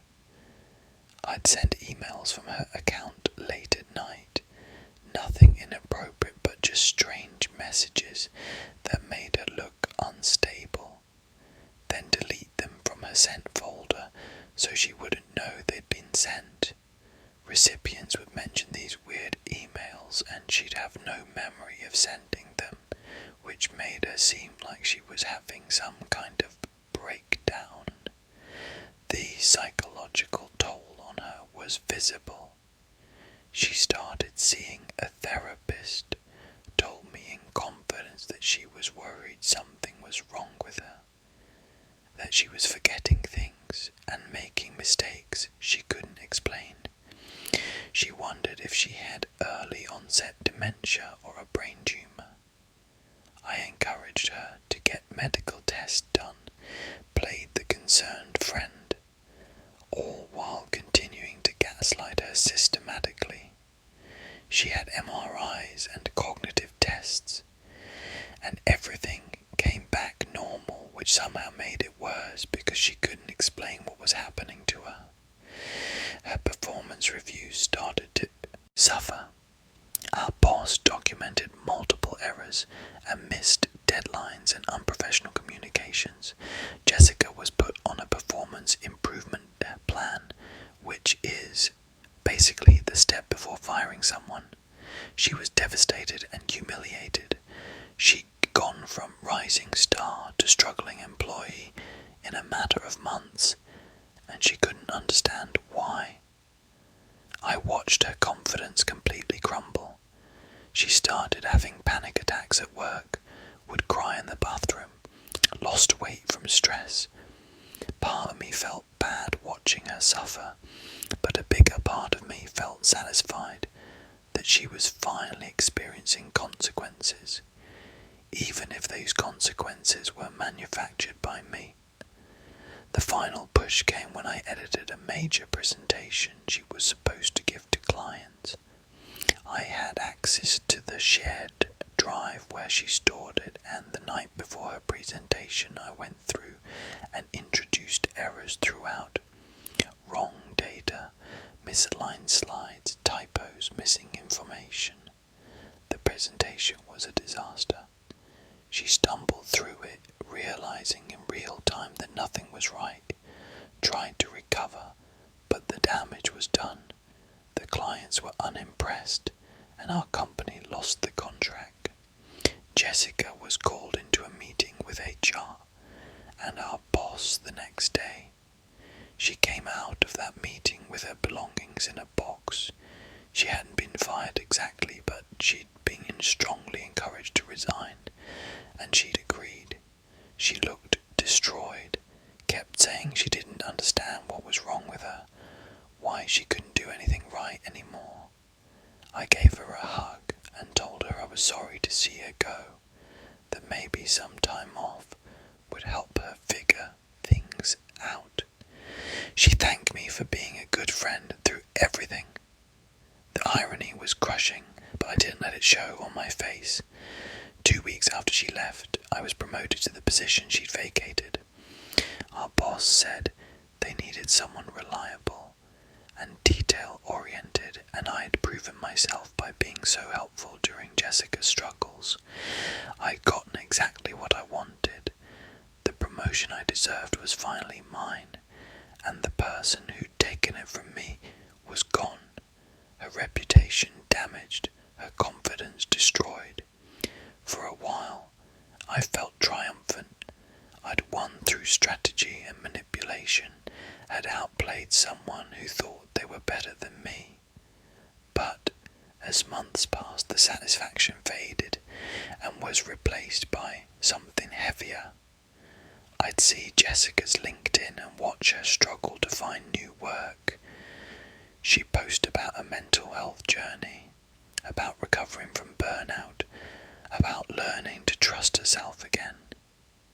She had no idea that her burnout and self-doubt had been artificially created by someone she thought was her friend. I genuinely damaged another person psychologically for my own career advancement, and there was no way to undo that damage. The guilt started to eat at me, but I couldn't confess because confessing would mean losing the job I'd schemed to get, facing professional and possibly legal consequences, and having everyone know what I'd done. So I stayed quiet and tried to convince myself it was justified. She took something that should have been mine. I just took it back. But I know that's not really true. She was offered a promotion and she accepted it. That's how jobs work.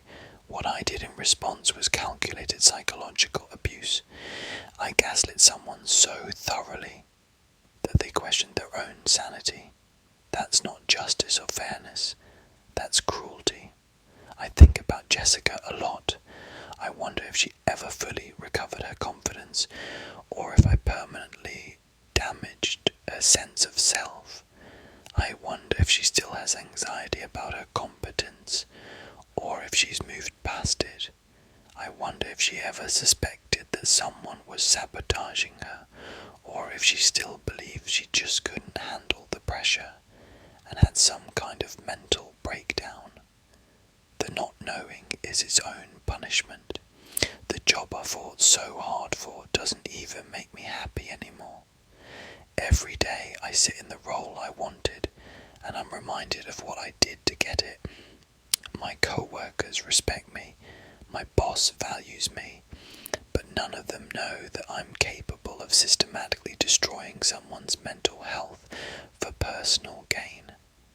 I'm not the person they think I am. I'm someone who spent months gaslighting a colleague, who watched her cry and panic and doubt herself and felt satisfaction instead of remorse.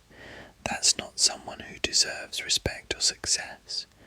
Sometimes I draft messages to Jessica trying to apologize, trying to explain what I did, but I never send them because what would be the point? It would ease my guilt, but it would shatter whatever peace she's found. She'd know that months of suffering weren't her fault, that someone she trusted had deliberately tortured her psychologically, and the knowledge wouldn't help her heal. It would just give her new trauma, so I stay silent and carry the weight of what I did. I've thought about quitting, about walking away from the position I got through deception, but that won't undo the harm. Jessica won't get her job back or her confidence back just because I leave. The damage is permanent regardless of what I do now. So I stay in this position. I want it so badly and I'm miserable in it because I know what it cost someone else. That's my punishment, I guess. Getting everything I wanted and finding out it's hollow when you got it through cruelty. What I did to Jessica was evil. I can't dress it up as competition or strategy or justified revenge. I deliberately and methodically destroyed another person's sense of reality and their mental health for my own advancement. That makes me a bad person, maybe an irredeemable one. I don't know if I'm capable of doing something like that again, or if Jessica was a one-time victim of my worst impulses. I don't trust myself enough to know. What I do know is that ambition without ethics turns you into a monster, and I became a monster who smiled while dismantling someone else's life, piece by piece. That's not something I can take back or make right. It's just something I have to live with, and the living with it is harder than I ever imagined it would be. I'm secretly recording everything my elderly parent says for when they try to change their will. My father is 83 and has moderate dementia. Some days he's completely lucid and sharp. Other days he doesn't recognize me or know what year it is. He has a substantial estate, several $1 million in assets and property, and up until a year ago his will split everything equally between me and my 2 siblings. Then my younger brother started visiting more frequently, being overly attentive, and I noticed my father started talking about changing his will to give my brother a larger share because he's been such a devoted son. My brother is manipulating an elderly man with dementia for money, and everyone is acting like it's just him being a good son. I started recording every interaction I have with my father, using a hidden camera and audio recorder. I have hundreds of hours of footage now showing his cognitive decline, showing the days where he's confused and disoriented, showing him saying contradictory things about what he wants to do with his money. I also secretly record when my brother visits, and I've captured multiple instances of my brother steering conversations toward the will, suggesting that I and our sister don't care about Dad as much, implying that he deserves more inheritance because of his dedication. My brother has no idea he's being recorded, and neither does my father. My father did eventually change his will with my brother's encouragement. The new will gives my brother 60% of the estate and splits the remaining 40% between me and our sister.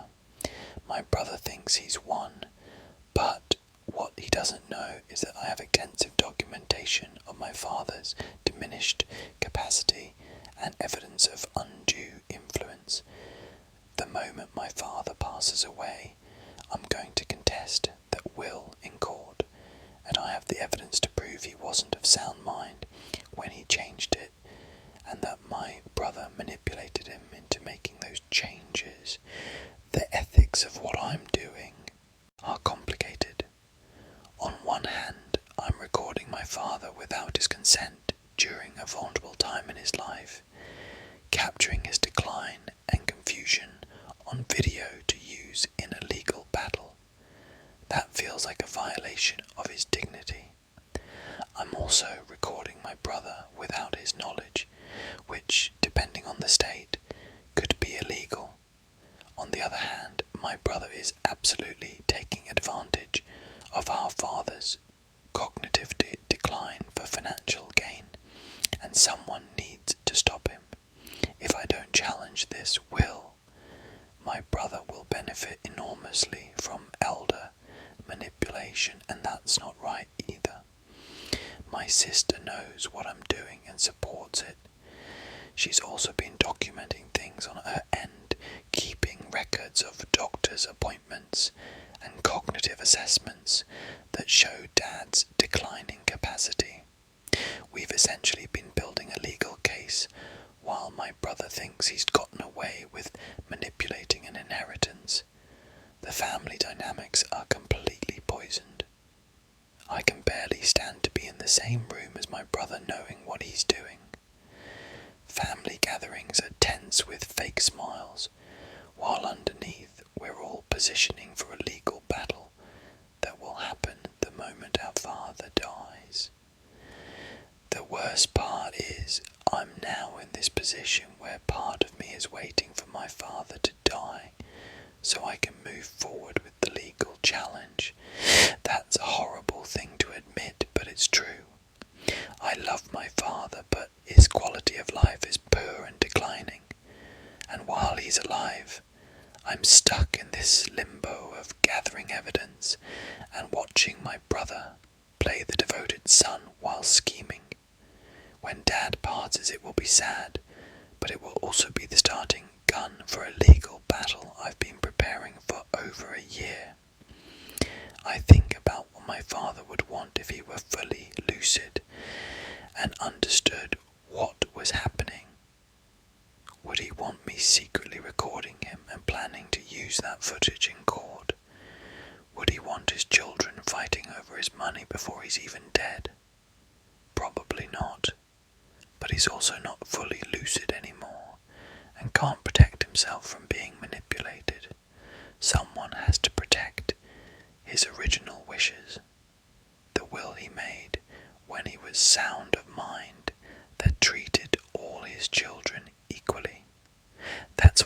myself I'm doing, even though I know my motivations aren't entirely pure. I also just don't want to lose out on millions of dollars, because my brother is better at manipulation than I am.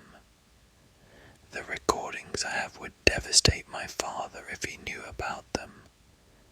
Some of them show him at his absolute worst, confused and frightened, saying things that don't make sense, sometimes not knowing who I am. That's not how anyone wants to be remembered, but I need that evidence to prove he wasn't competent to change his will. So I keep recording, keep documenting, keep building my case while pretending everything is fine. My father's final years are being used as ammunition for a legal battle he doesn't even know is coming, and I'm the one loading the weapons. My brother will be blindsided when this all comes out. He thinks he secured his financial future through strategic manipulation. He has no idea that every conversation he's had with Dad for the past year has been recorded, that there's video evidence of him steering an elderly man with dementia toward changing his will. The legal fees alone will probably eat up a significant portion of the estate we're all fighting over. But at this point, it's not even about the money anymore, it's about not letting him win through deception.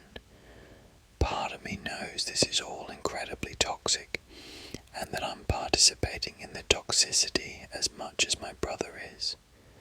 A healthy family wouldn't be secretly recording each other and planning legal battles over inheritance while the patriarch is still alive.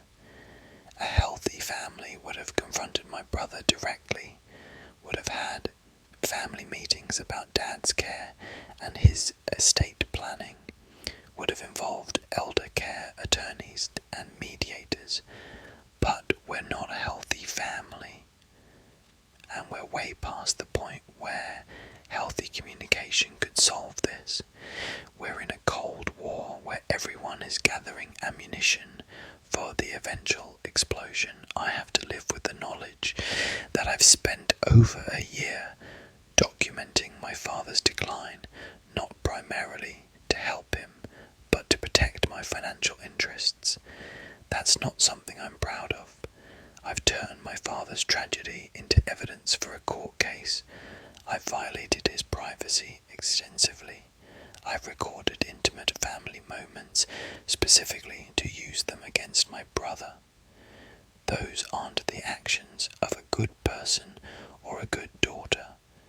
But I'm also not going to roll over and let my brother steal millions of dollars through elder manipulation without a fight. So I keep recording, and I keep waiting, and I try not to think too hard about what kind of person all of this makes me. If continue, I'm a surgeon and I know which operations are unnecessary, but I do them anyway. I've been an orthopedic surgeon for 16 years, and I perform surgeries every week that I know aren't medically necessary. Patients come in with joint pain or back problems that could be managed with physical therapy, weight loss, anti-inflammatory medications, or just time and rest. But surgery is what I'm trained to do. Surgery is what my practice needs to stay profitable. And surgery is what many patients want because they think it's a quick fix. So I recommend surgery even when I know conservative treatment would probably work just as well. The healthcare system incentivizes this behavior. I make significantly more money from performing a knee replacement than I do from spending an hour educating a patient about non-surgical options. Insurance companies reimburse procedures at much higher rates than consultations. My practice has overhead costs, staff salaries, equipment loans, and those expenses get paid through surgical volume. There's pressure from the hospital administration to keep operating room schedules full, to maintain certain surgical numbers to generate revenue. The entire system is built around performing procedures whether they're necessary or not. Most of the surgeries I do aren't emergencies or life-saving interventions. They're elective procedures for quality of life issues. A patient has knee pain that makes it hard to exercise or climb stairs. Their life isn't in danger, but they're uncomfortable and limited. I can offer them conservative management, which might take months to show improvement and requires effort from the patient. Or I can offer them surgery, which feels like a definitive solution. Many patients want the surgery. They have already tried some physical therapy or taken some ibuprofen, and they're tired of dealing with the problem. They want it fixed now. Here's what I don't always tell them. Knee replacements have about a 20% dissatisfaction rate, meaning 1 in 5 patients ends up unhappy with the outcome, sometimes in more pain than before surgery. Back surgeries have even higher rates of poor outcomes. There's literally a term called failed back surgery syndrome. Recovery from these procedures is often longer and more painful than patients expect. There are risks of infection, blood clots, nerve damage, complications from anesthesia.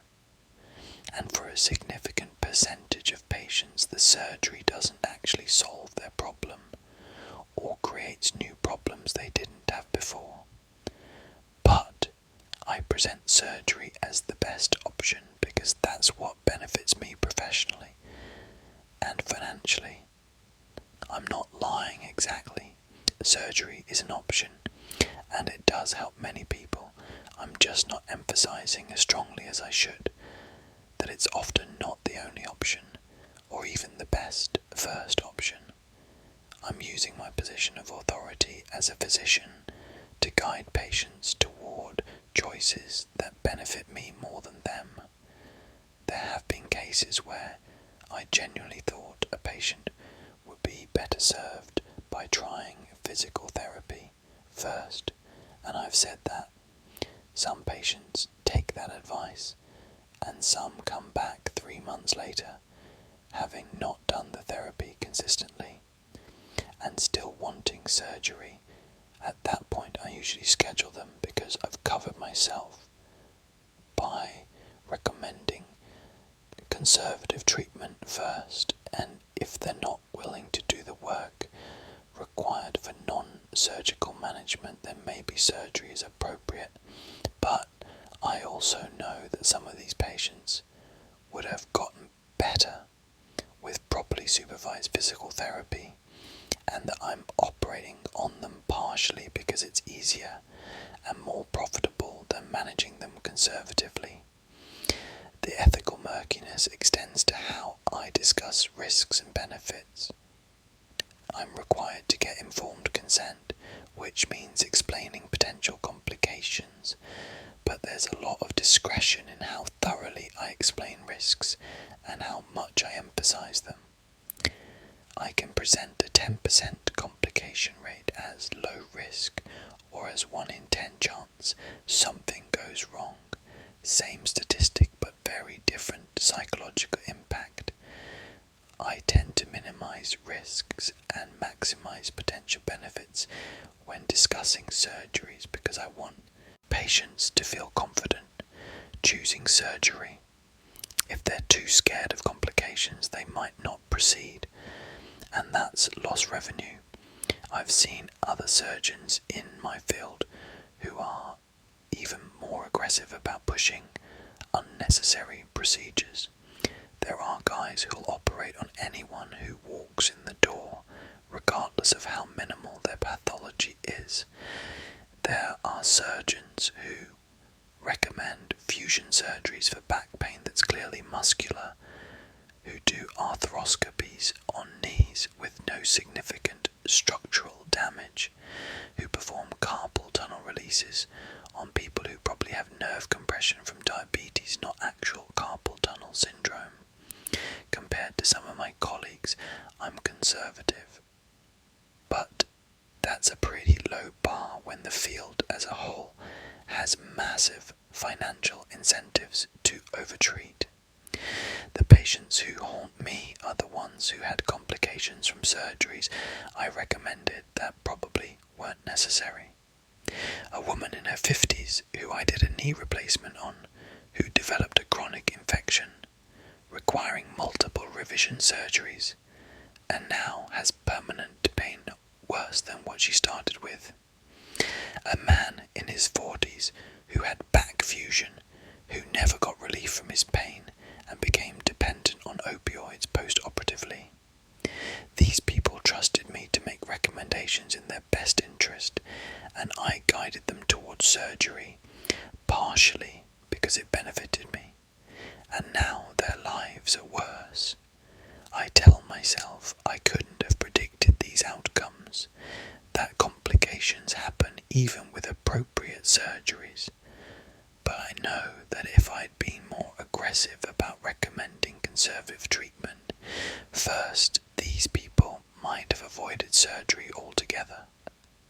The financial side is hard to ignore. I make over $700,000 a year. My lifestyle depends on maintaining a high surgical volume. I have a mortgage, kids in private school, retirement savings, expenses that require consistent high income. If I started being more conservative with surgical recommendations, my income would drop significantly. I'd still be comfortable, but not at the level I've become accustomed to. And there's part of me that resents having to even consider this trade-off, like my medical training and years of residency and the stress of being a surgeon should entitle me to make as much money as possible. But I know that attitude is part of the problem. The system protects doctors like me. As long as I can document some objective finding on an imaging study, some arthritis on an X-ray, or a meniscus tear on an MRI, I can justify doing surgery. Never mind that lots of people have degenerative changes on imaging that don't cause symptoms, or that meniscus tears are incredibly common in people over 40 and often asymptomatic. If I can point to something on a scan, I can argue the surgery was indicated.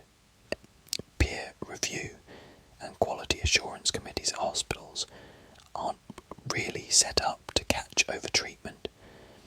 They're designed to catch egregious errors or misconduct. A surgeon who operates a lot but has decent outcomes isn't going to face scrutiny even if many of those operations weren't necessary. Patient expectations are part of the problem too. We live in a culture that sees medical intervention as the solution to every problem. People come out wanting a fix, wanting to be told there's a procedure that will make their pain go away. When I tell someone they should try losing weight and doing physical therapy for 6 months, they often seem disappointed, like I'm not taking their problem seriously, or I'm withholding the real solution. Surgery feels serious and definitive. Conservative management feels like I'm telling them to just deal with it. So, there's some element of giving patients what they want, even when what they want isn't actually what's best for them. I've thought about changing how I practice, being more honest about when a surgery probably isn't necessary, spending more time on patient education about alternatives, accepting that my income would decrease, but I also know that if I do that, patients will just go to another surgeon who will tell them what they want to hear and do the surgery I decline to do. So is there even a point to me being conservative if the patient gets operated on anyway just by someone else? At least if I do the surgery, I know it'll be done competently. That's how I rationalize it. There are occasional cases where I genuinely believe surgery is the right answer and I feel good about the work I do. A young person with a traumatic injury who needs reconstruction to maintain function. An elderly person with a hip fracture who needs surgical repair to be able to walk again. These are the cases that remind me why I went into medicine. But they're maybe 30% of my surgical volume. The other 70% exists in this grey area where surgery might help but isn't clearly necessary, where I'm making recommendations influenced by financial incentives as much as medical judgment. I don't think I'm a bad doctor. I'm technically skilled. My complication rates are acceptable. I do genuinely help a lot of people. But I'm also not the doctor I thought I'd be when I was in medical school, idealistic about healing people. I've become someone who operates as much for business reasons as medical ones, who guides patients toward expensive interventions that benefit me financially, who prioritizes revenue over more conservative management that might serve patients better. The system created these incentives, and I'm responding to them like most surgeons do. But that doesn't make it right, and it doesn't mean I'm not responsible for the choices I make in individual patient encounters. I'm just not sure I'm willing to sacrifice my income and lifestyle to be the ethical exception in a field that systemically rewards overtreatment. And that probably tells you everything you need to know about the kind of doctor I've become. I planted evidence that got my neighbour arrested. My neighbour was making my life hell for 2 years. Constant loud parties until 3 in the morning, his dog barking at all hours, trash in his yard that attracted rats, aggressive behaviour when I asked him politely to be more considerate. I called the police dozens of times for noise complaints, but they'd show up, he'd turn the music down temporarily, and as soon as they left, it would start again. The landlord didn't care because my neighbour always paid rent on time. I tried everything legal and nothing worked, so I did something illegal. I knew my neighbour sold weed, not a huge operation, but enough that he had regular customers coming and going. This was in a state where marijuana was still fully illegal at the time. I also knew he was on probation for a prior assault charge, which meant any new arrest would likely result in jail time. I decided to manufacture a situation that would get him arrested and removed from the building. I bought a significant quantity of harder drugs from someone I knew, cocaine and methamphetamine, amounts that would qualify as distribution quantities, not personal use. I also bought an illegal handgun from someone who dealt in untraceable weapons. Then I planned how to get these items into his apartment and alert police in a way that would result in a search. I had a copy of his apartment key because months earlier I'd borrowed it under the pretense of needing to access the shared basement storage area through his unit when mine was blocked. I'd made a duplicate before returning it. One night when I knew he wasn't home, I let myself into his apartment. I planted the drugs and the gun in locations that would be found in a police search, but not so obvious that he'd discover them first. I put some in a bedroom drawer, some in the kitchen behind cereal boxes, the gun in a hallway closet. I was in and out in under 10 minutes. Then I made an anonymous call to police from a prepaid phone I'd bought with cash. I said I was a concerned citizen who'd witnessed drug deals happening at his address, that I'd seen what looked like weapons, that there were always lots of people coming and going at odd hours. I gave them his apartment number and described him. I knew that with his probation status and the pattern of complaints about his address, the police would likely get a warrant. They did.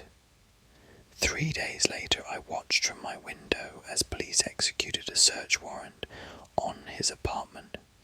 They found exactly what I planted. He was arrested and charged with possession, with intent to distribute, and weapons violations. Because he was on probation, he was held without bail. He's now serving a 4-year prison sentence. The apartment has been quiet ever since. New neighbours moved in who are respectful and considerate. My quality of life improved dramatically, and I committed multiple felonies to make that happen. The guilt is substantial but not overwhelming. I framed someone for crimes they didn't commit, and they're now in prison because of my actions. That's serious and wrong and probably makes me a terrible person. But I also suffered for 2 years while this guy made my home unlivable, and no legitimate channels of recourse worked. I tried being nice. I tried official complaints. I tried everything within the system, and the system failed me. So I stepped outside the system and solved my problem through illegal means. Was it right? No. Was it effective? Absolutely. I think about whether he knows someone set him up. The drugs and gun magically appeared in his apartment, and he got raided shortly after. He's not stupid. He has to suspect something, but he has no way to prove it, and I was extremely careful not to leave evidence. I wore gloves. I didn't touch anything unnecessary. I purchased everything with cash and disposed of the phone I used to call police. There's no trail leading back to me. He might suspect me since I complained about him before, but suspicion isn't proof, and I've maintained my distance from the whole situation, acting surprised when other neighbours talked about his arrest. Part of me wonders if he deserved it, regardless of my involvement. He was selling drugs, just not the specific drugs he got caught with. He was creating problems for everyone in the building, being an aggressive jerk, showing no consideration for anyone around him. Maybe in some cosmic sense, justice was served, even if the specific justice was manufactured by me. But I know that's rationalization. Lots of people are annoying neighbours, and that doesn't mean they should go to prison for crimes they didn't commit. I took someone's freedom away for years because they inconvenienced me. The punishment doesn't fit the crime, or rather, the punishment is for a crime they didn't actually commit. I've thought about what would happen if this ever came out. I'd face serious criminal charges, conspiracy to frame someone, false reporting, breaking and entering, probably other charges I'm not even thinking of. I'd likely go to prison, myself. My life would be destroyed, so I can never tell anyone what I did. This secret has to stay buried forever. Sometimes the weight of it feels crushing, this knowledge that I'm responsible for someone being in prison, that I'm a criminal who framed an innocent person, at least innocent of the specific charges they're serving time for. But then I come home to my quiet apartment. I sleep through the night without being woken up by noise. I don't have to deal with constant stress and disruption, and I feel relief. My life is better because of what I did. That relief is tainted by guilt, but it's still relief. I'm a person who values my own comfort over someone else's freedom, and that's a dark thing to know about yourself. I don't think I'd do it again to someone else. This was a specific situation where I felt I had no other options, and where the target was someone I genuinely believed was a bad person, making other people's lives worse. but I also know I'm capable of it now. I'm capable of planning and executing a complex illegal scheme to remove someone from my life. That's not something most people can say about themselves. I've crossed a line that most people never cross, and you can't uncross that line. You just have to live with being the kind of person who did what I did. The man I framed is in prison and will be for years. He lost his freedom, his home, probably his relationships, and any legitimate opportunities he might have had. That's on me. I did that to another human being because they annoyed me, and I couldn't solve the problem any other way. Sometimes I try to tell myself he would have ended up in prison eventually anyway, given his lifestyle, that I just accelerated the inevitable. But I don't actually know that. Maybe he would have gotten his act together. Maybe he would have moved out on his own. Maybe the situation would have resolved without my intervention. I'll never know because I didn't give it a chance to resolve naturally. What I do know is that I planted evidence, called the police, and watched someone get arrested for crimes I staged. I'm responsible for a miscarriage of justice, and I got away with it. That's something I'll carry for the rest of my life. Most days I don't think about it too much. I just enjoy my quiet apartment and my peaceful life. But sometimes, usually late at night, I think about him in prison, and I wonder if he's figured out what really happened. I wonder if he knows someone deliberately destroyed his life, and I wonder if he thinks about who it might have been. And then I push those thoughts away, because I can't change what I did, and dwelling on it serves no purpose except making myself feel worse. So I live with it. This secret that makes me a criminal and a liar, and I tell myself it was worth it for the peace and quiet I have now.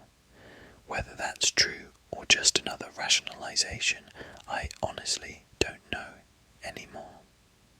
I've been catfishing my therapist's other patients to learn their secrets. I've been seeing a therapist for 3 years, and about a year ago I discovered something that changed everything.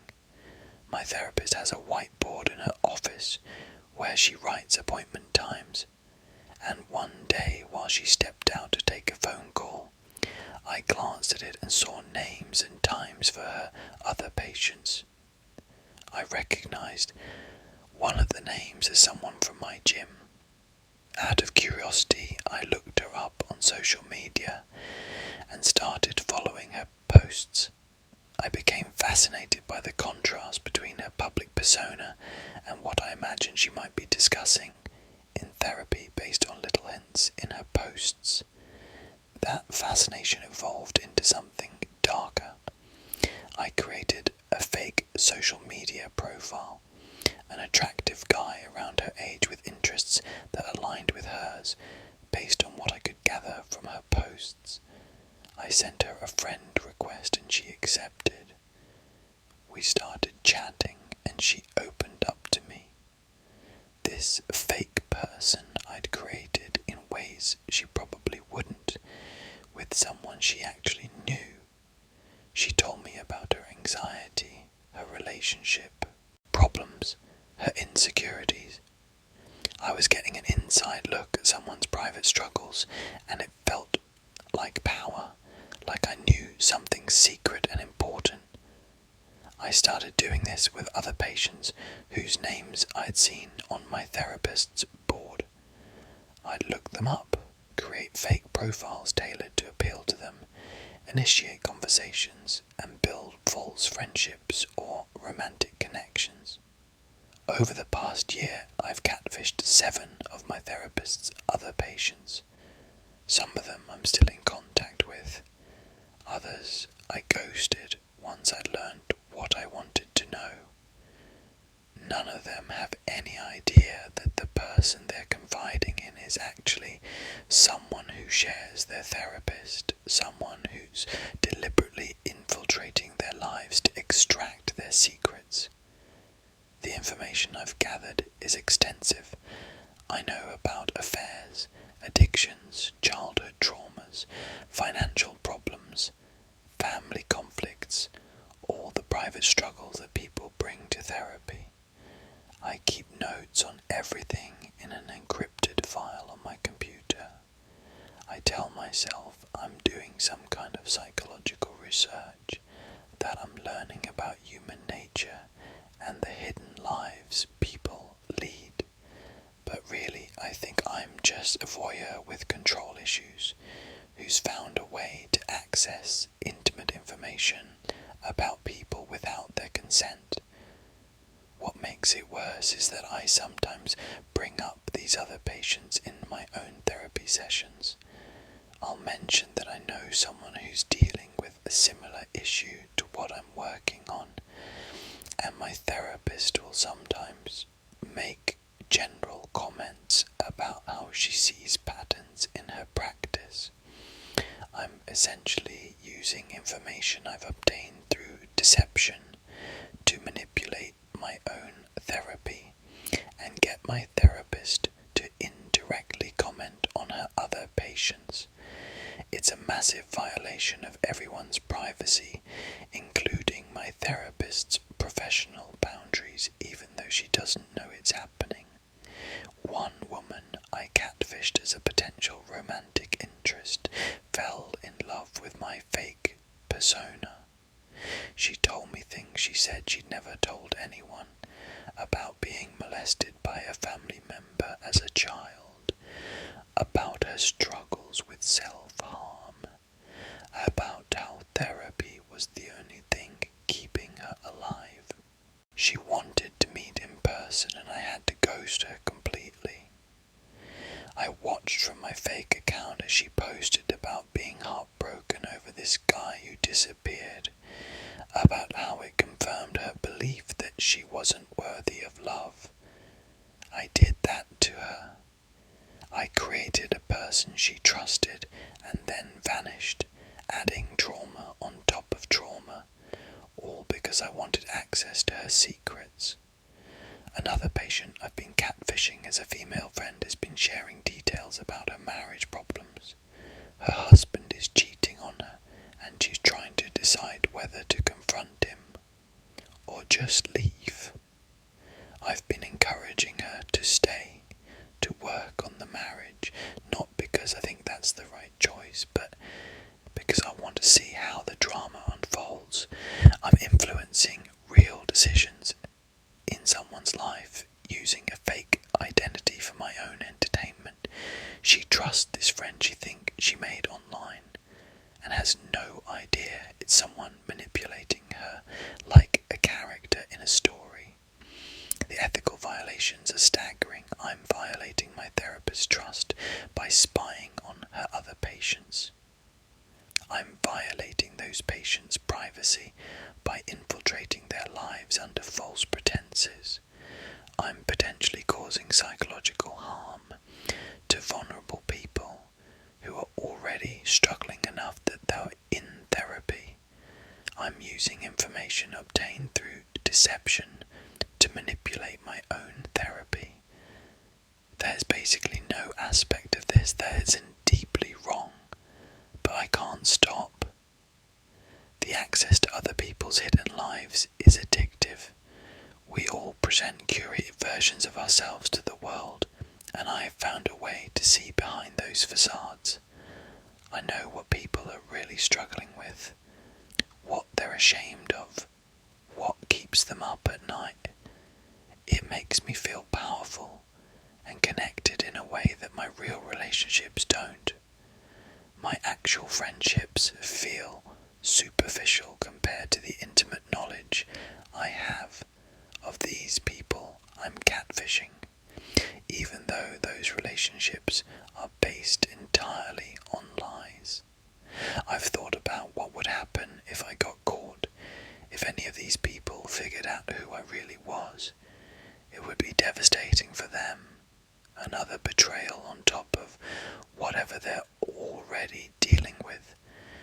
My therapist would drop me as a patient immediately and might report me to some kind of authority, though I'm not sure what laws I'm actually breaking beyond general fraud and harassment. The fake profiles I've created could potentially be traced back to me if someone was determined enough to investigate. I've been careful, but not careful enough to withstand serious scrutiny. The woman who fell in love with my fake persona haunts me the most.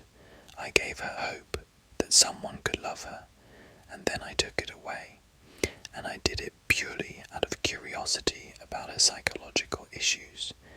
That's sociopathic behavior. I used someone's vulnerability and loneliness to access their trauma, and then I hurt them further by disappearing. She's in therapy partially because of abandonment issues, and I recreated her worst fear for my own purposes. There's no way to justify that or minimize how harmful it was. Part of me wants to confess to my therapist what I've been doing. Maybe that's why I'm in therapy in the first place, because I do things like this, and some part of me knows it's wrong and wants to be stopped. But confessing would mean facing consequences, losing my therapist, potentially facing legal action, and having to sit with the full weight of what I've done to these people. It's easier to keep the secret and keep going, adding more fake profiles and more victims to my collection of other people's pain. I think about why I do this and I don't have a good answer. Maybe it's about control in a life where I feel powerless. Maybe it's about connection in a way that feels safe because it's not real. Maybe I'm just broken in some fundamental way that makes me incapable of normal ethical behavior. My therapist would probably have insights about my motivations if I could bring myself to tell her the truth, but I can't risk the exposure. So I maintain my fake profiles and my secret files full of other people's confessions. I show up to therapy and sit in the waiting room, sometimes seeing the other patients whose lives I've infiltrated, knowing their secrets, while they have no idea who I am or what I know about them.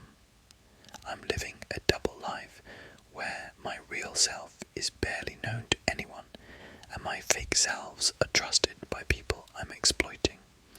Eventually, something will probably go wrong. Someone will figure it out, or I'll make a mistake that exposes everything. But until then, I'm trapped in this pattern of deception and violation that I seem unable or unwilling to stop. And that makes me exactly the kind of person who needs therapy, but can't be honest enough in therapy to actually benefit from it. The irony isn't lost on me, but it doesn't change anything either. I switched medications at the pharmacy I work at, and someone died. I've been a pharmacy technician for 9 years, and last year I made a mistake that killed someone. Except it wasn't really a mistake. It was negligence born from being overworked, understaffed, and not paying close enough attention. We were filling prescriptions during one of our busiest days. I was handling multiple tasks at once, and I grabbed the wrong medication when filling a prescription. The drug names looked similar. Both started with the same letters, and I was moving too fast to double check properly. The pharmacist is supposed to verify everything before it goes out, but she was also swamped, and she missed it too. The patient was an elderly woman with a heart condition. She'd been prescribed a beta blocker to manage her blood pressure and heart rate. What I gave her instead was a different cardiac medication that had the opposite effect, would increase her heart rate, and could arrhythmias. She took the medication as directed for 3 days before she collapsed at home. Her family called an ambulance, but she died before reaching the hospital. The autopsy and subsequent investigation revealed the medication error. The pharmacy underwent a full review. Both I and the pharmacist were questioned extensively. We told them it was an honest mistake, that we'd been following procedures, but had failed to catch the error due to the high volume, and stressful conditions. The pharmacy chain settled with the family out of court for an undisclosed amount. I was suspended for 2 weeks without pay and required to complete additional safety training. The pharmacist received a formal reprimand on her license, but wasn't fired. After the storm died down, I was allowed to return to work, and I've been there ever since. Here's what I didn't tell anyone. This wasn't the first time I made a medication error. Over the years, I'd caught myself mixing up medications, probably a dozen times before they went out to patients. I'd also let errors slip through that I only noticed later when the patient did not pick up their prescription on time and I happened to review their file. In at least 3 cases that I know of, I gave out the wrong medication or wrong dosage, and those patients took it without reporting any issues. So either they were lucky and the error didn't cause harm, or they had side effects they attributed to other causes. When the error that killed the elderly woman happened, it wasn't an isolated incident. It was the culmination of a pattern of carelessness. I also didn't tell the investigators how truly chaotic our working conditions were. We were consistently understaffed, expected to fill unrealistic quotas of prescriptions per hour, pressured to work faster even when that meant cutting corners on safety checks. The pharmacist and I were both aware that our error rate was higher than it should be, but we were caught between meeting corporate productivity demands and maintaining safety standards. We chose productivity because that's what kept us employed. The woman's death was a direct result of that choice. The guilt is crushing. I know her name. I looked up her obituary. I know she had grandchildren and had been planning a trip to visit family when she died. She was 68 years old and should have had more years ahead of her. Instead, she's dead because I was moving too fast and didn't double check which bottle I grabbed. Her family grieved and settled a lawsuit and moved on with their lives, never knowing exactly who was responsible for the error that killed their loved one. It was my hands that filled that prescription bottle with the wrong pills. That's something I have to live with. The pharmacy industry protects people like me through systems that diffuse responsibility. Multiple people touch a prescription during the filling process, so when an error occurs, no single person is held fully accountable. The pharmacy chain paid the settlement and implemented some new safety procedures, but fundamentally nothing changed. We're still understaffed, still pressured to work too fast, still making errors that sometimes get caught and sometimes don't. I'm still working there, filling prescriptions every day, knowing that I've killed someone through negligence and that I could potentially do it again. I've thought about quitting, but then what? This is the only career I have. I've been doing it for almost a decade. I have bills to pay and no other marketable skills. And would quitting even matter? Someone else would just take my position and face the same impossible working conditions and make the same kinds of errors. The system is broken and one person leaving doesn't fix it. So I stay and I try to be more careful, and I live with the knowledge that my carelessness ended someone's life. The pharmacist I work with knows what happened, but we never talk about it. There's this unspoken agreement that we just move forward and don't dwell on it. Dwelling on it doesn't bring the woman back, and it doesn't make us better at our jobs. It just makes the guilt harder to carry. So we pretend it was a one-time tragic accident, and we go through our days filling prescriptions and trying not to think about the fact that we killed someone. Sometimes patients come in and they're rude or impatient, complaining about wait times or arguing about co-pays, and I want to scream at them that I'm doing the best I can under impossible conditions, and that their prescription might literally be a matter of life and death. But I don't say anything. I smile and apologize for the wait and fill their medications as quickly as possible, because that's what the job requires. The distance between how serious this work is and how it's actually performed on a daily basis is enormous, and nobody wants to acknowledge that gap. The woman's family doesn't know my name.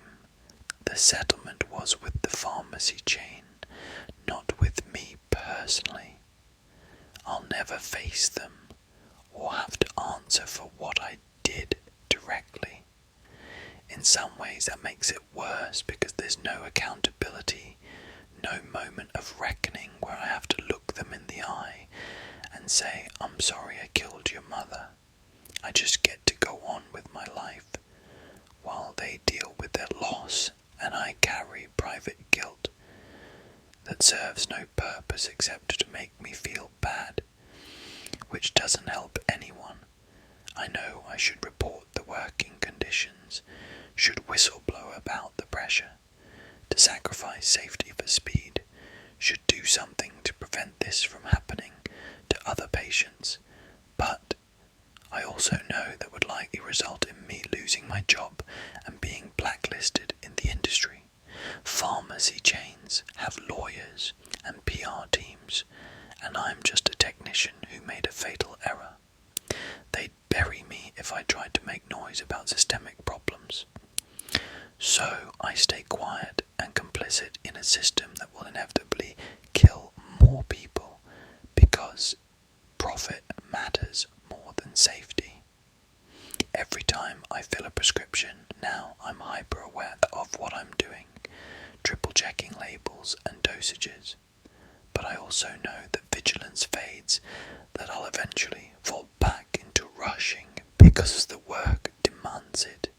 And when that happens, maybe I'll make another error. Maybe someone else will die because I grabbed the wrong bottle, or typed the wrong dosage, or didn't notice a dangerous drug interaction. That possibility exists every single day I go to work, and there's nothing I can do to eliminate it completely except quit, which I'm not willing to do. So I'm a pharmacy technician who killed a patient through negligence, and who continues to work in the same job under the same conditions that led to that death.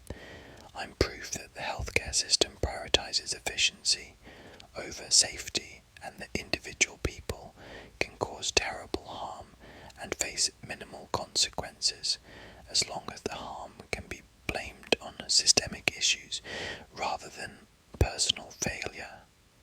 I'm responsible for someone's death, and I'm still filling prescriptions at the same pharmacy, and nobody except me and the pharmacist know the full truth of what happened. That's the reality I live with, and it's heavier than anyone who hasn't killed someone through carelessness can really understand. Continue. I've been stealing from my disabled sister's trust fund for 5 years. My younger sister has severe cerebral palsy and lives in a care facility. She's 32 years old, but functions at about the level of a 6-year-old. She can't walk, has limited speech, needs assistance with everything. When our parents died 7 years ago, they left a substantial trust fund for her care, about $800,000, and they named me as the trustee. I'm supposed to manage the money responsibly, pay for her care facility costs and medical expenses, and anything else she needs, and preserve the principal so it lasts for her lifetime. For the first 2 years, I did exactly that. I managed everything properly, paid all her bills on time, visited her regularly, made sure she had everything she needed. Then I went through a divorce that destroyed me financially. Legal fees, splitting assets, paying spousal support.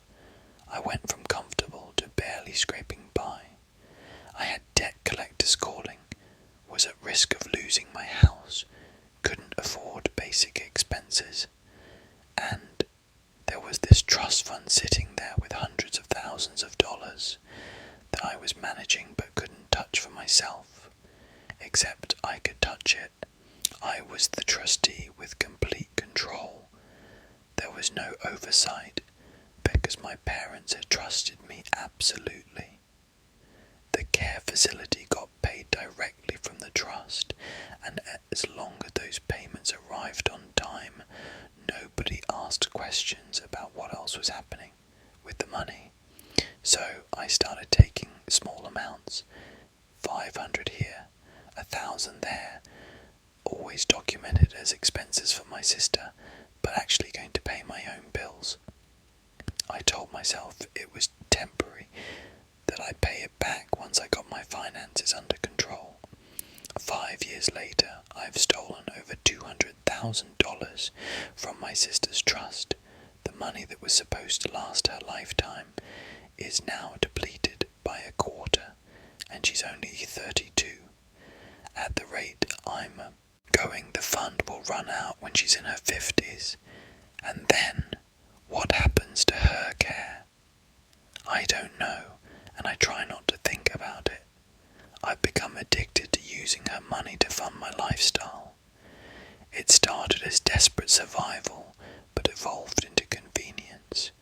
Why should I struggle financially when there's this pool of money available that my sister will never know about? She has no concept of money, doesn't understand finances, can't advocate for herself. As long as she's fed and housed and cared for, she's content. I've gotten sophisticated about hiding the theft. I create fake invoices for medical equipment my sister supposedly needs. I inflate the cost of her care expenses. I pay myself a trustee fee that's way higher than what's reasonable. I make cash withdrawals that I document as miscellaneous care expenses. Everything is buried in paperwork that looks legitimate on the surface. If anyone ever audits the trust deeply, I'm finished, but there's no reason for anyone to audit it because my sister has no other family, and the care facility only cares that they get paid. The rationalization I use is that I'm providing value by managing her care. I visit her every few weeks. I coordinate with her doctors. I make sure the facility is treating her well. That's work that deserves compensation, never mind that I'm paying myself 5 times what a professional trustee would charge, and also stealing on top of that. I tell myself I'm still ensuring she's well cared for, that she's not suffering because of my theft. Her quality of life hasn't changed. She doesn't know and will never know that the money set aside for her future is being stolen by her only sibling. What makes it worse is that I've gotten comfortable. I bought a new car last year using her money. I went on an expensive vacation. I'm living better than I have in years, and it's all funded by stealing from my disabled sister's trust fund. I'm not even desperate anymore. I've paid off most of my divorce debt, but I keep taking money because I've gotten used to having it available. It's become my personal bank account that happens to legally belong to someone who can't stop me from raiding it. I think about what my parents would think if they knew, and it makes me sick. They trusted me absolutely with their most vulnerable child's future. They never would have imagined I'd betray that trust so completely. They set up that fund specifically because they knew my sister would need lifelong care and couldn't protect herself financially. And I'm proving they should have set up more oversight, should have named a co-trustee or required annual audits, because I'm exactly the kind of person who takes advantage when no one's watching. My sister lights up when she sees me during visits. She can't say much, but she smiles and reaches for me and clearly loves me. She has no idea that the person she loves and trusts is stealing her future. There's something especially cruel about that. I'm one of the only people in her life who visits regularly, who she has a relationship with, and I'm using that relationship as cover while I rob her blind. If she had the capacity to understand what I'm doing, she'd be devastated. But she doesn't, so I get away with it. The care facility costs about $6,000 a month. At that rate, the remaining $600,000 should last her another 8 years, and that's assuming no major medical expenses and no increase in care costs. In reality, she'll probably need more expensive care as she ages and has more health complications. The money should have lasted her entire life if I'd managed it properly. Instead, it'll run out when she's in her early 40s, and then she'll have to rely on government assistance, which provides much lower quality care. She'll spend her final decades in an underfunded state facility instead of the nice private care home she's in now. That's the direct result of my theft. I've thought about stopping, but I don't know how to replace the income I've gotten used to having. My salary from my actual job covers my basic expenses, but the extra money from her trust is what funds the lifestyle I've built. If I stop taking it, I'll have to dramatically downsize my life, and that feels impossible after years of living comfortably. So I keep stealing, and I keep lying to myself that I'll somehow make it right eventually, even though I know I won't. There's no way to pay the money back. I've spent it on things that can't be recovered, on daily expenses and experiences that are gone. Even if I wanted to replenish the trust, I don't have $200,000 sitting around. I make decent money, but not enough to save that amount in any reasonable time frame. The theft is permanent. The damage to my sister's future is locked in. I've already stolen years of quality care from her, and there's no way to give those years back. Sometimes I have fantasies about winning the lottery or inheriting money from some distant relative, enough that I could refill her trust fund and she'd never have to know what I did. But that's not going to happen. The reality is I've stolen a massive amount of money from my disabled sister, who trusted me completely through our parents' trust in me, and I'm going to keep stealing until either the money runs out or I get caught. And when the money runs out and she has to transfer to a state facility, everyone will think it's just unfortunate that the trust fund didn't last longer. Only I'll know it was because her brother was a thief who valued his own comfort over her future. The worst part is I don't feel as guilty as I should. I feel guilty enough to know what I'm doing is wrong, but not guilty enough to stop doing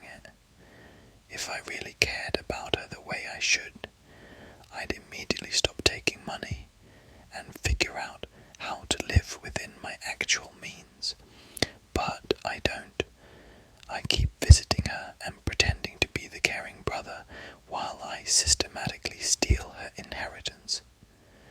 That level of selfishness and hypocrisy is hard to reconcile with the image I have of myself as a decent person. I'm not a decent person though. I'm someone who steals from their disabled sister because it's easy and because I can get away with it. That's who I am. My parents were wrong to trust me, and my sister would be better off if literally anyone else had been named trustee. But they chose me, and I've used that choice to fund my lifestyle at the expense of her future care. When she eventually has to leave her nice care facility because the money ran out, I'll pretend to be sad about it and no one will ever know it was my fault. That's the legacy I'm creating, the secret I'll carry, the betrayal I'm committing every single month when I transfer money from her trust account into mine. And I'm still going to do it again next month because apparently I'm exactly that kind of person. I run a fake charity rating website that directs donations to my friends' organisations. 3 years ago, I created a website that supposedly rates and ranks charitable organisations to help donors make informed decisions about where to give their money. The site looks professional, has detailed methodology explanations, publishes regular rankings and reviews of various charities. It gets decent traffic from people searching for information about where to donate. The entire thing is a scam designed to funnel donations to organisations run by people I have financial arrangements with. The way it works is simple. Charities that pay me get ranked highly on my site. Charities that don't pay me get ranked low or don't appear at all. I have about 15 organisations that are in on the scheme, mostly small to medium-sized non-profits run by people I know or have connections with. They pay me monthly fees ranging from $500 to $3,000, depending on how prominently they want to be featured. In exchange, I give them top rankings, glowing reviews, and feature them in articles about the best charities to support for various causes. The ranking methodology I claim to use is completely fabricated. I talk about analysing financial efficiency ratios, program effectiveness metrics, transparency scores, all metrics that sound legitimate but that I'm not actually calculating. The numbers I publish are made up to support whatever ranking I want to give a charity. If a charity is paying me, they get excellent scores across all metrics. If they're not paying me, they get mediocre or poor scores, even if they're actually effective organisations. I've gotten sophisticated about making it look legitimate. I create fake researcher profiles for people who supposedly work on the ratings. I publish detailed reports with charts and graphs that look official but are based on fabricated data. I include testimonials that I write myself using fake names. The whole site is designed to look like an independent watchdog organisation when really it's a pay-to-play scheme disguised as charity. Evaluation.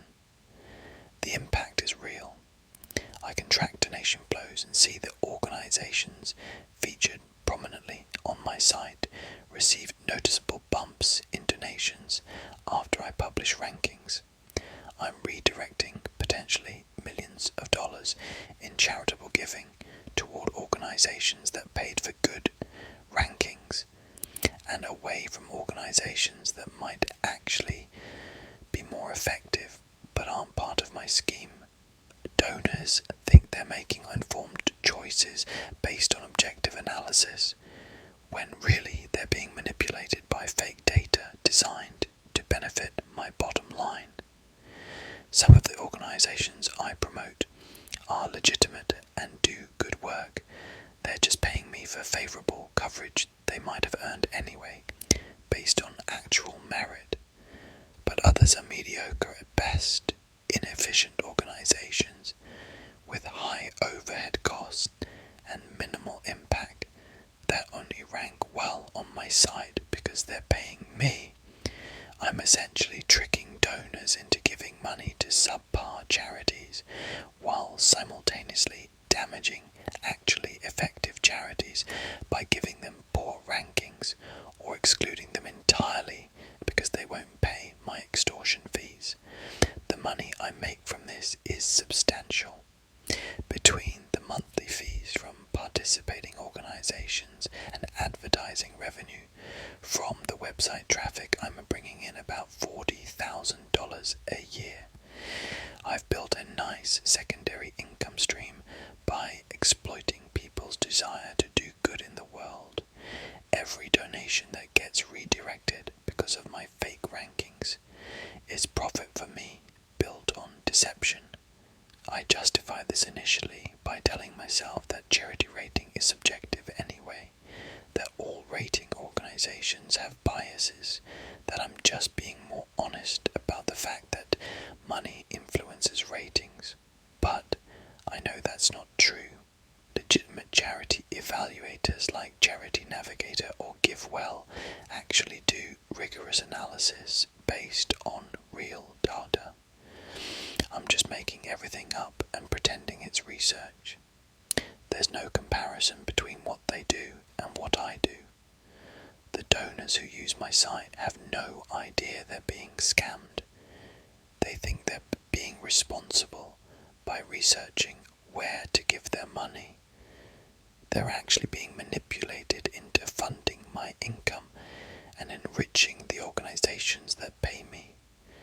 If they knew the truth, they'd be furious, and rightfully so. They're trying to help people in need, and I'm intercepting that desire for my own profit. I've thought about the actual harm this causes. Money donated to ineffective charities because of my fake rankings is money that doesn't go to effective charities. That means real problems don't get solved. Real people don't get helped because I've misdirected resources for my own gain. I'm making the world worse in a very concrete way. People who might have been helped by effective charities are suffering because I convince donors to give their money elsewhere. That blood is on my hands, even if it's indirect. The fake charity rating website is my secret, full-time side project. My regular job doesn't know about it, and the organisations I work with think I'm running a legitimate operation. I've created this entire false reality where I'm a trustworthy source of information about charitable giving, when I'm actually just a con artist exploiting people's generosity. And I'm getting away with it because nobody checks the checkers. People assume that a charity rating site must itself be legitimate, because why would someone create a fake one? But I did because it's profitable. I know I should shut it down, but I've built my lifestyle around the income it generates. Losing $40,000 a year would hurt financially, and I'd have to explain to the organisations I work with why their traffic and donations suddenly dropped off. Some of them have built their fundraising strategies around being featured on my site. Shutting it down would expose the whole scheme, so I keep it running and keep collecting fees and keep publishing fake rankings that mislead well-meaning donors. That's who I am, someone who profits off people trying to do good in the world by lying to them about where their money will be most effective. It's difficult to imagine a more cynical betrayal of public trust, but apparently that's exactly what I'm capable of. I've been sabotaging my co-workers' projects so I can swoop in and fix them. I work in project management at a tech company 2 years, I've developed a strategy that's gotten me 3 promotions and a reputation as the person who saves failing projects. The strategy is simple. I deliberately sabotage my co-workers' projects in subtle ways, wait until the projects are on the verge of failure, then volunteer to take over and fix the problems I created. Management sees me as this miracle worker who can rescue any situation when really I'm just cleaning up messes I made myself. It started almost accidentally. A co-worker was managing a project that I thought should have been assigned to me. I noticed he'd made some questionable decisions in the early planning stages, and instead of helping him course correct, I just stayed quiet.